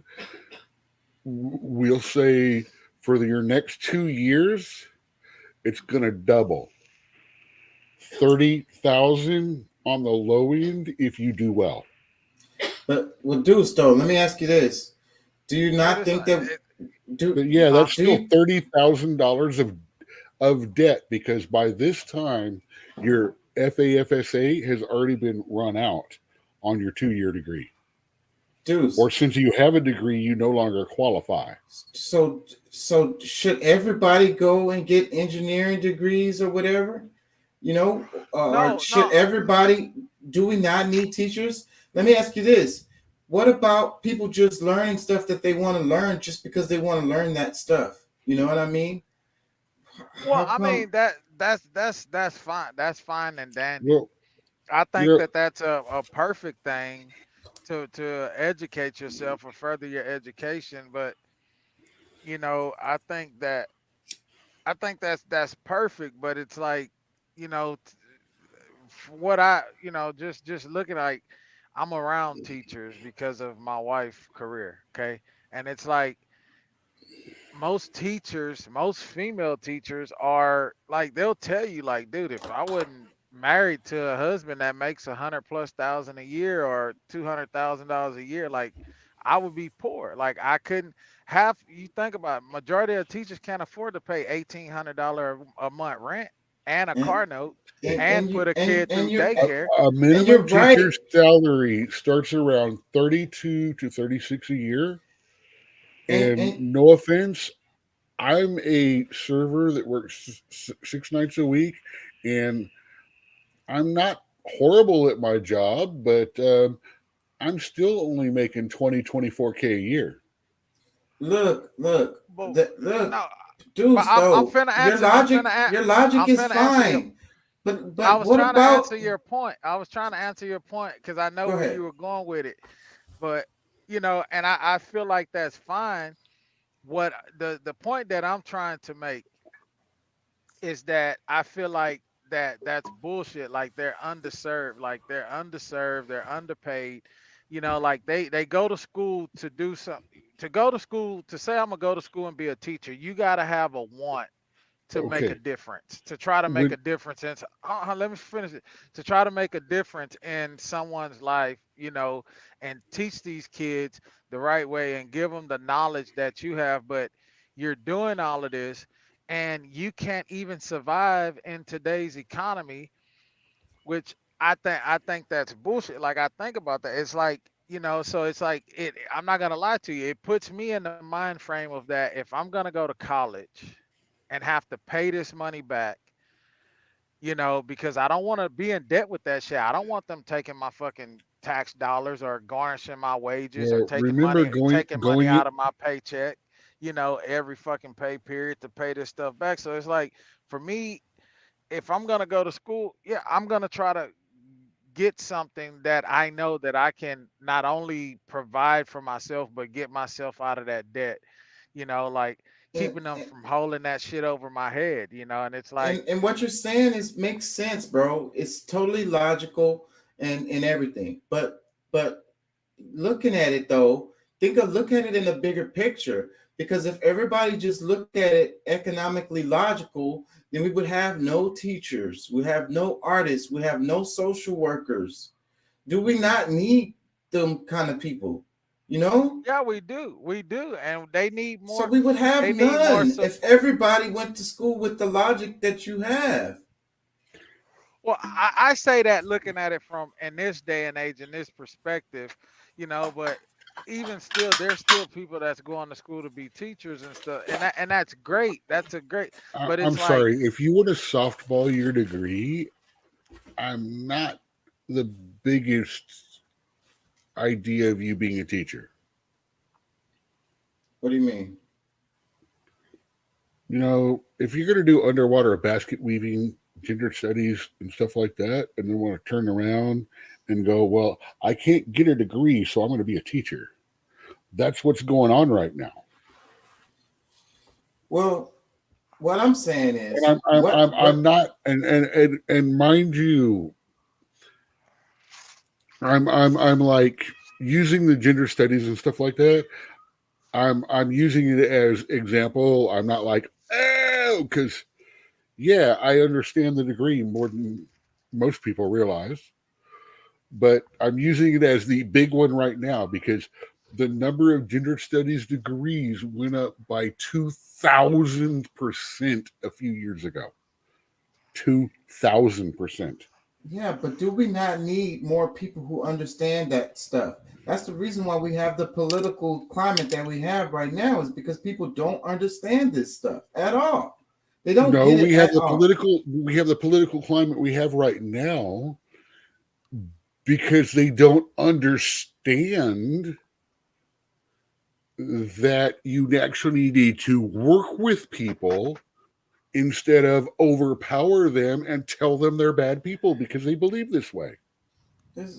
Yeah, I mean, I agree with that. And what Deuce is saying is logical, bro. It's Deuce, you're very logical thinking. And there's nothing wrong with thinking like that. But if everybody went at it that way, then look at what we would lose. Do you understand what I'm saying? Yeah, no, I get, yeah, no, definitely. Okay. I get it. Everybody is an engineer. I'm going to say one thing right now. Everybody's a lawyer? A minimum teacher's yearly salary. Everyone is saying $36,000 a year, blah, blah, blah. I'm like, no, it shouldn't be $36,000 a year before taxes. It should be $36,000 in their pocket. It should be way more than that. No, I'm sorry. If you can't survive and live off of $3,000 a month within reason, $3,000 I'm talking starting. I'm talking beginning. You walk into it. I'm not talking about getting better. I'm not talking about specialties and things like that. I'm saying $3,000 a month is trash, bro. You make $3,000 a month, bro. I make about $1,000 a week. Well, you know what? As a server, you're literally making double what I do, and I work 6 days a week. And I don't work 6 days a week. I get 2 days off every week. Yeah. So, and I'm actually pretty damn good. $3,000 a month is trash. What kind of restaurant you work at that you're not? Look, I got a buddy of mine, Hispanic guy. He works at Discount Tire part-time. He quit the management position at Discount Tire, went to a part-time fucking tire changer just to go work at the Mexican restaurant by the house that he worked at all through high school. Why? Why did he do that? Because he makes more there in a night than he was making a week as a manager for Discount Tire. He's making just in tips alone on like busy, especially busy nights, man. He fucking clear anywhere between $500 to $700 a night. And this is in League City. So I mean, it's like, so when I hear you say that, I'm not down to you. I don't mean no disrespect, but I'm just like, what fucking are you at a restaurant where it's nothing but poor people that go in that motherfucker? Are you at a truck stop where you got truck drivers? I am surviving off of $1,600 to $1,800 a month. A good month for me is $2,000 to $2,200. Why do you think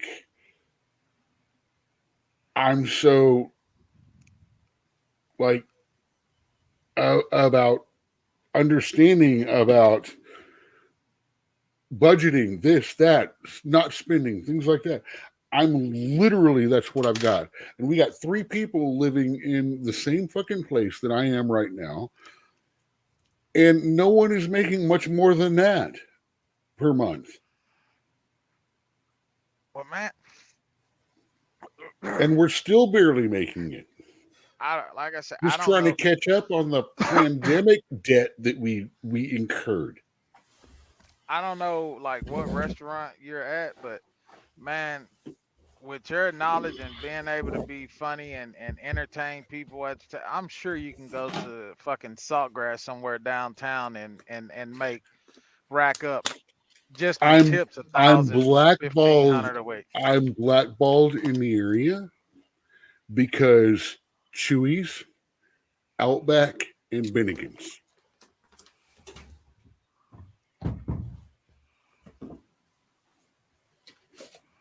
The only place I've been able to find a job at is a mom and pop place. All the chains, for some reason, only want to offer me prep cook or dishwasher jobs. Say, I pissed somebody off. And I don't know who, and I don't know how or why. Yeah, well, the thing, the argument, the point we was talking about was like, we need different people to do different jobs. So everybody's motivation can't just be to make the most money. I was chopping it up with this guy, and I looked up because I'm planning on going to graduate school, and I was looking at the highest paid degree plans and stuff like that, and one of them was cyber tech, and that field is booming. I was chopping it. I went to the bar and I chopped it up with this guy who was about to graduate, or he had graduated, or he was about to graduate. I can't remember.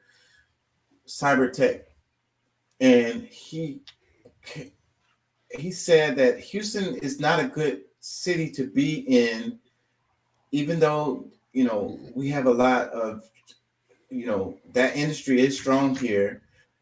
The problem is so many people have that degree and vying for those jobs. It's hard to find a job because there's so many people who are going at it. Because we're in Houston, it fucking sucks here, and we all look up what is the best paying job that I can get. And that's what I'm telling you, because I was thinking about doing the cybersecurity myself. Why do you think more nurses come out of Houston than almost any other city? Hey Doc, I know something you could possibly do if you want to look into it. Your computer, so you know your way around the computer. Fucking the home alarm people, man. ADT, they'll fucking send you everything out to your house, $18 an hour, and you sit at home and you do either tech support or customer service. Hey, I think it's like 18. I think to start it's like 18 to 20 bucks an hour, bro. And you fucking can sit at your house. Overall, that's better than I'm making right now. And like, look up, it's ADT. I was and doing then also really good teaching Chinese people English, but when I lost my tooth, they said I don't look like the part that they want. I was making good. It was $20. It was minimum wage sitting online for however, and then $20 an hour when I was actually interacting. But like, and, I'm saying, and that like, was great money. Like you could do that ADT, and then to the cyber tech career, what Chaka talking about, same shit, bro. Same shit. You don't have to go work for a firm. You could work back office type shit for like AT&T, you know, sitting at home. They'll send you the computer and shit, and you can make sure that their customer shit isn't getting hacked, their phone accounts and all of that type of shit. Like there's Yeah, like I tried to have a like separate. really I tried to have separate computer for just work only. Yeah, it doesn't work. not well the company will send you a computer, and that's a company you Yeah, I bought a computer and it still didn't get used for work only. well that their computers you're gonna have to use for work only. It's not gonna be one of those you can go web surfing and all that type of shit. It's gonna be their Like I stuff. said. So, but I want to wrap it because it's 3 a.m. But Yeah, I need to lay down too. I want to say, you know, everybody's motivation. Yeah, I'm open to close tomorrow. It isn't just making money, bro. Like, and I think it really sucks that our society pushes us in that direction where what's most important is making money. Like, and we do have to make a living. We have to eat. We have to pay the bills. How much do you need though? Yeah, so that's this my is what argument. we really need to ask. That's really where I'm at on that. It's I don't think that everyone's primary driver should be how much they're making. You know what I'm saying? I don't think that should be what they choose their degree to be in or what job that they're gonna have, all based on the number of dollars that it provides. And then when you have a society that's looking at things like that, then you're gonna lose a lot. If you know, like I say, everybody can't be engineers. Everybody can't be in the NBA. Everybody can't be in the NFL. You know what I'm saying? And not only that, we need all different kinds of people doing all different kinds of things so we can have a stronger society. There's money in just about anything that you do, you know, and Doc has a point. It's about your budgeting and this and that.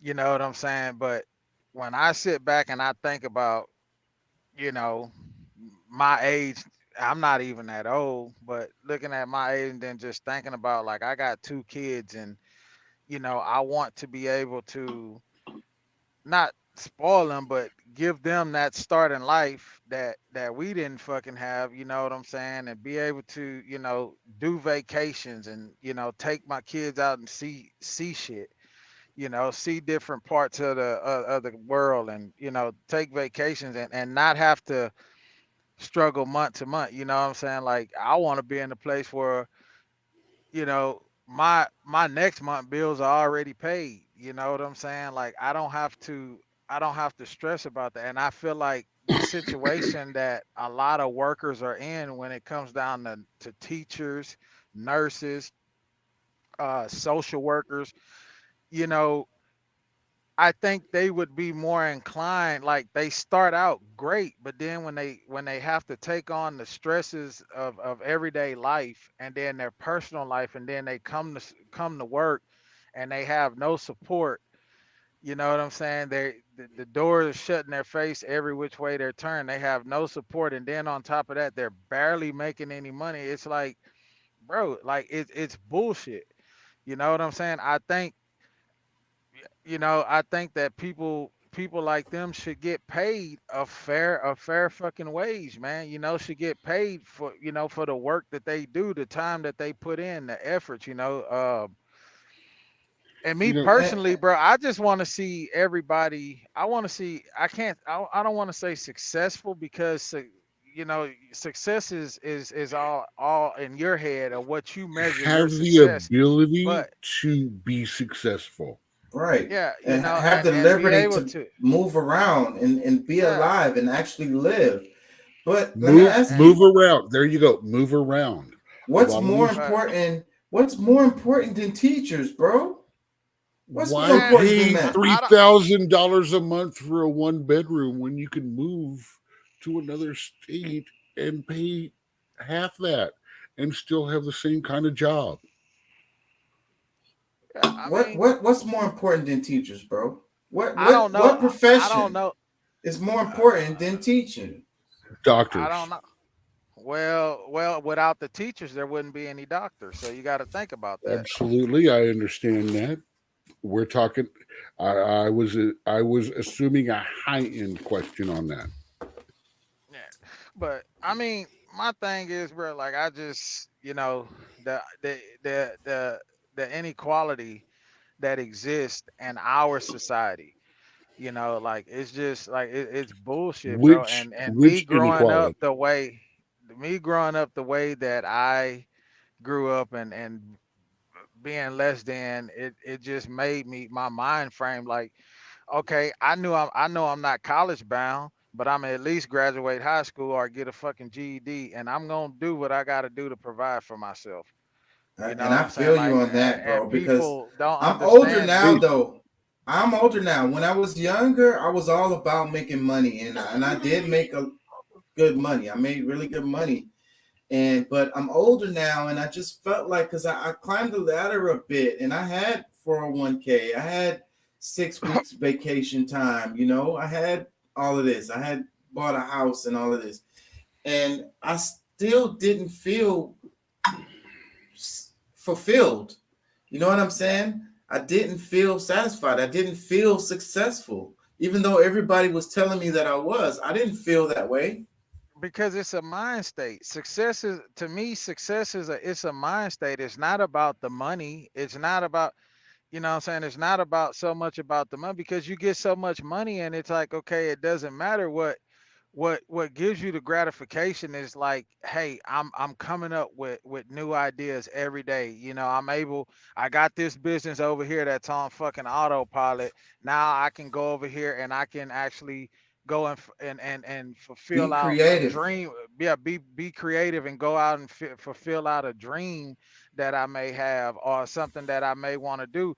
And that's the thing. Like, yes, money is not everything, but money can open so many doors for not just yourself. If you are a genuinely good person and want to help and want to see people, like, your money and your ideas, you know what I'm saying, could help the next up and coming fucking Jeff Bezos or Elon Musk or next Einstein or whatever, fucking, go on and do something else, create something else greater, and it's just, I don't know, bro. But to answer your question, Doc, the inequalities, I think it's fucked. I think that it's fucked up that you have a certain amount of people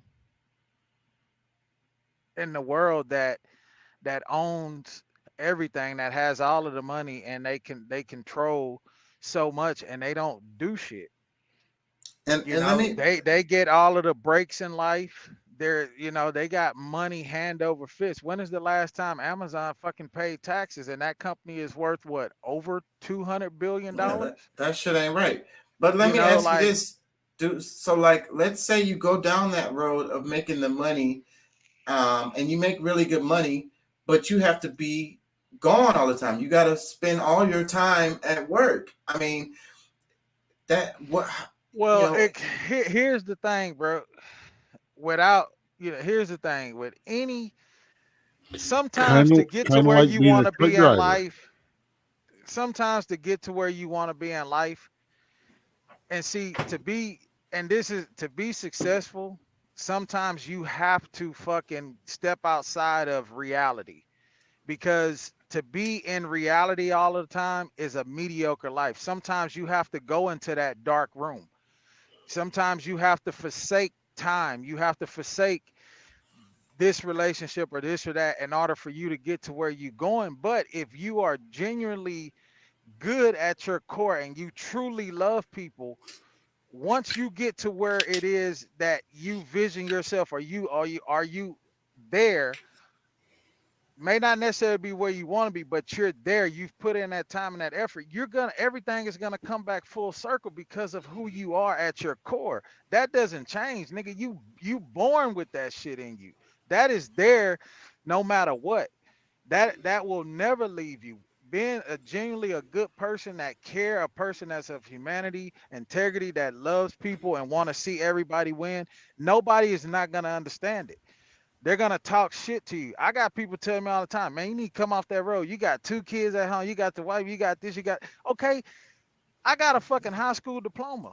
What the fuck else can I do in Houston?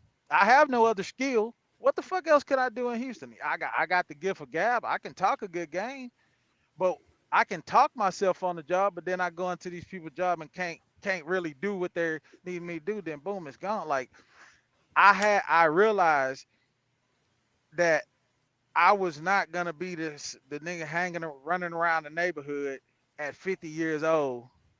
You know what I'm saying? And sitting up on a corner smoking cigarette, you know, waiting for somebody to pull up, need their car wash or need their grass cut. Like, so I realized that, you know, it damn near cost me my marriage. You know what I'm saying? And I can be honest enough to talk about it, but I had to explain it to her. And right now, to this day, if my wife came to me and said, you know what, I understood everything, I was in agreement, but I can't take this no more, I have to go, then you know what? For me to get to where I want to be in life and be successful and to leave something behind that help give my kids a start, and not only my kids to go to the heights that I want to go with helping foster kids that's growing up in these different foster homes that are being dropped out of the system at 18 years old with no skill, nowhere to fucking turn. I may just have to say, okay, but hey, I'm sorry. I hope that you can find somebody that can not only love you, but give you the time and be here like you need. It's just, I have to do that, bro, because at the end of the day, when I look around, I don't have nobody else. When I look around and I think about if I die today or something, this here, who got my kids? Who got my wife? We ain't got no fucking body. I gotta lay a foundation, and that foundation has to be on autopilot, going and building another foundation, Like I say, I'm not trying to spoil them, but if they fall down on their ass, they got something. They have somewhere to turn. This is something that I feel like a lot of us do not have. You know what I'm saying? And things maybe would turn out a lot different for us if we had that kind of support, or if we even had something that we could not fall back on and just sit on our ass, but okay, I gotta go right here. This shit here didn't work. Let me go back to the drawing board. I got somewhere to go that's stable till I get back on my feet.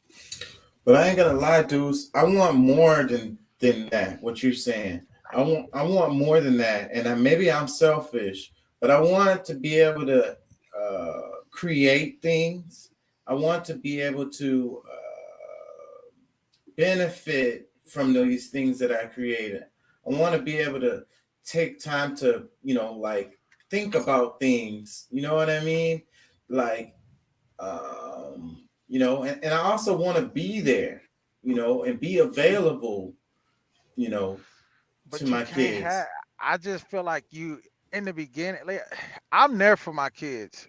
With the job that I have now, I'm gone 6 days. I'm home 2. It's not a whole lot of time in there, but I make the best of my time. When I come home, whatever they got going on, I'm there. You know what I'm saying? Whether it's my son in baseball, whether it's my daughter at track and field or soccer, whatever. You know what I'm saying? I'm there. Like I don't just come home and sit on, like I'm an active father. My children know, they understand, and they know, okay, daddy out here getting it. But when he come home, he's with us. You know what I'm saying? I'm assuming also, like what I did with my son, if they announce, if they're doing sports and stuff like that, you're either listening to or the score of the game, even if you weren't there. Even if you and you get there and go, hey, yeah, I heard you did good in this one. I heard you took second. Awesome. Yeah. Even if you weren't there, you made sure, because you know that all of that is on the website. All of that is, the schools are doing that now. Yeah, and then on top of that, with my son, they have the Game Changer. So sometimes you can even listen to it or watch it live. Yeah, that's what the Game Changer. Oh yeah, is. they didn't have apps. Yeah, they didn't have the apps in my time. Yeah, well, they stream my son. Like I can watch his baseball game while I'm out here on the road, you know. And then Hell yeah. if I'm Oh driving, my I can listen. I can listen God. to it. You know, it's like, That say, would have been man, so awesome. it's My all s- about when you say be there in time. See, you got to be able. You got when you There's doing being what in the I'm doing, bleachers or and when there's you're trying to being do there. what, yeah, and when you're trying to do and get to where you want to be, man. It's about you have to know when and where to be Even selfish. You even got to if you be can't selfish sit in out the here in the bleachers field. now, you can still be there. And that Yeah, is the most wonderful difference between our day growing up and now. yeah. You You know, can still you could, participate in your child's life, even if you are not there. yeah. But you know, like I say, you But you got to got to know tell when them and where. about it because if they don't see you there, they don't Oh, know you're there. my son know after every game I call him, hey man, good job. You know, and I don't just tell him good You job. tell him I you critique tell him. him about a play he made, don't you? Yeah, yeah. It's like, I tell yeah, him that about a was a good play, man. play on second base or whatever. Yeah, and like it's just like the last game. You know, he hit the ball, and I mean it was like the kid tripped. He didn't catch it. And I say, hey man, you got to straighten that up. You were a little bit late on that hit. You got it across the line. You got an RBI, but hey, you were a little bit late on that. You need when that pitcher goes and lift before he lifts his leg, you need to be ready. You know, Dude, but and it's it, just it, it's it, just it, it's it all it's sucks to all be a remote perspective, parent, and but it's like it's Chuck, like the name of the show. It's not me, it's you, and you say the perspective. You know, we were talking about the perspective of life. It's just it's a mind state, man. You got to know. I feel like for me, this is just me. You have to know when and where to be selfish. You have to like when I come home, I may be tired, I may be this, I may be that, but I turn that shit off. I turn that off for them. Now, when they go to bed, I'll sit down, I have me a drink, I chill out. I'm to myself. You know what I'm saying? I may come home and may not just I'm tired. I just want to have a drink and relax. But my wife want me to get on that ass. And it's like I go do that. And then when I'm done and she go to sleep, I go sit in my chair, watch TV, pull up another drink, you know, get on my it's just it's I feel like everything is in perspective. Everything is a mind state. And sometimes you can be so buried by shit trying to process so many things at one time, you feel like you have no way out. Everything is caving in on you. I've been there. I've done that, and you right with what you're saying. We need people to be teachers. We need plumbers. You know what I'm saying? We need electricians. We need more apprentice programs to get these kids started.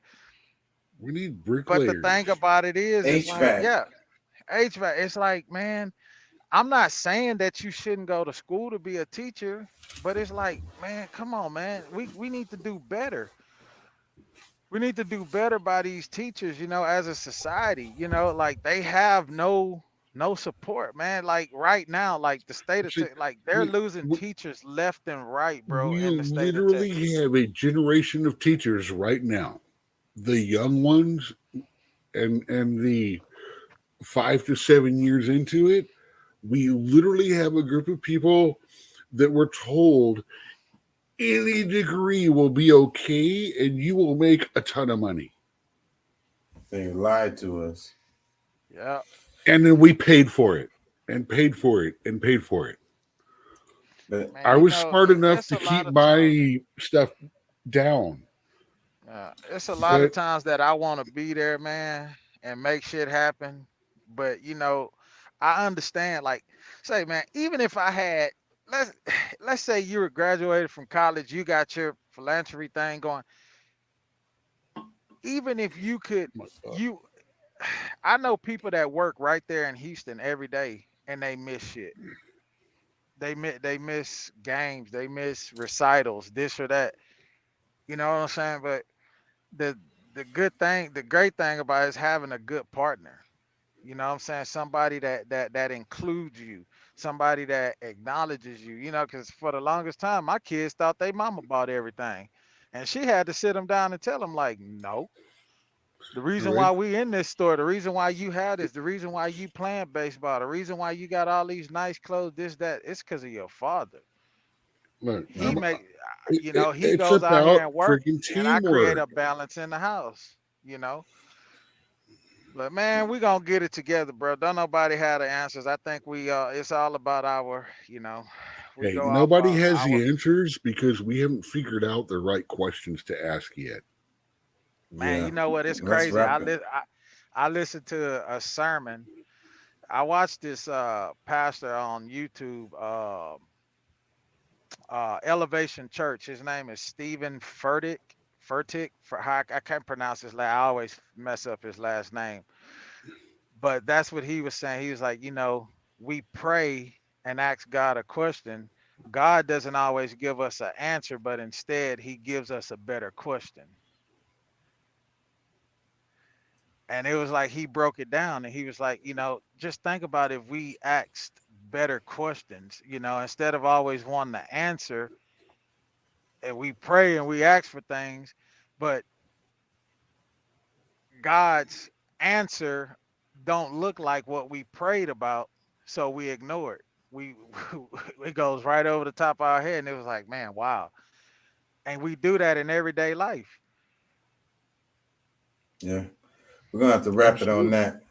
Yeah, man, I'm going to bed, bro. I got to get up in about 3 hours, literally. Dude, All right, I'm man. working open to close tomorrow on Easter All right, man. at a mom and pop Italian restaurant. Well, happy Easter, everybody, and peace and love. Happy Thank Zombie y'all for- Jesus Day, Hey, if that's man, what you prefer. I'm just wondering how in the hell they got bunnies and chickens for Easter. We talked about that. I'm You know what I'm still saying? I'm still I'm having wondering how did the fun. bunny hit the chicken and the chicken still laid eggs. I'm just, Well, they I'm just always say wondering. which came first, the chicken or the egg. Well, everyone knows it's the rooster. All right, man. Peace and love. Thank y'all for joining. Thank y'all for listening. Peace. Love. Peace.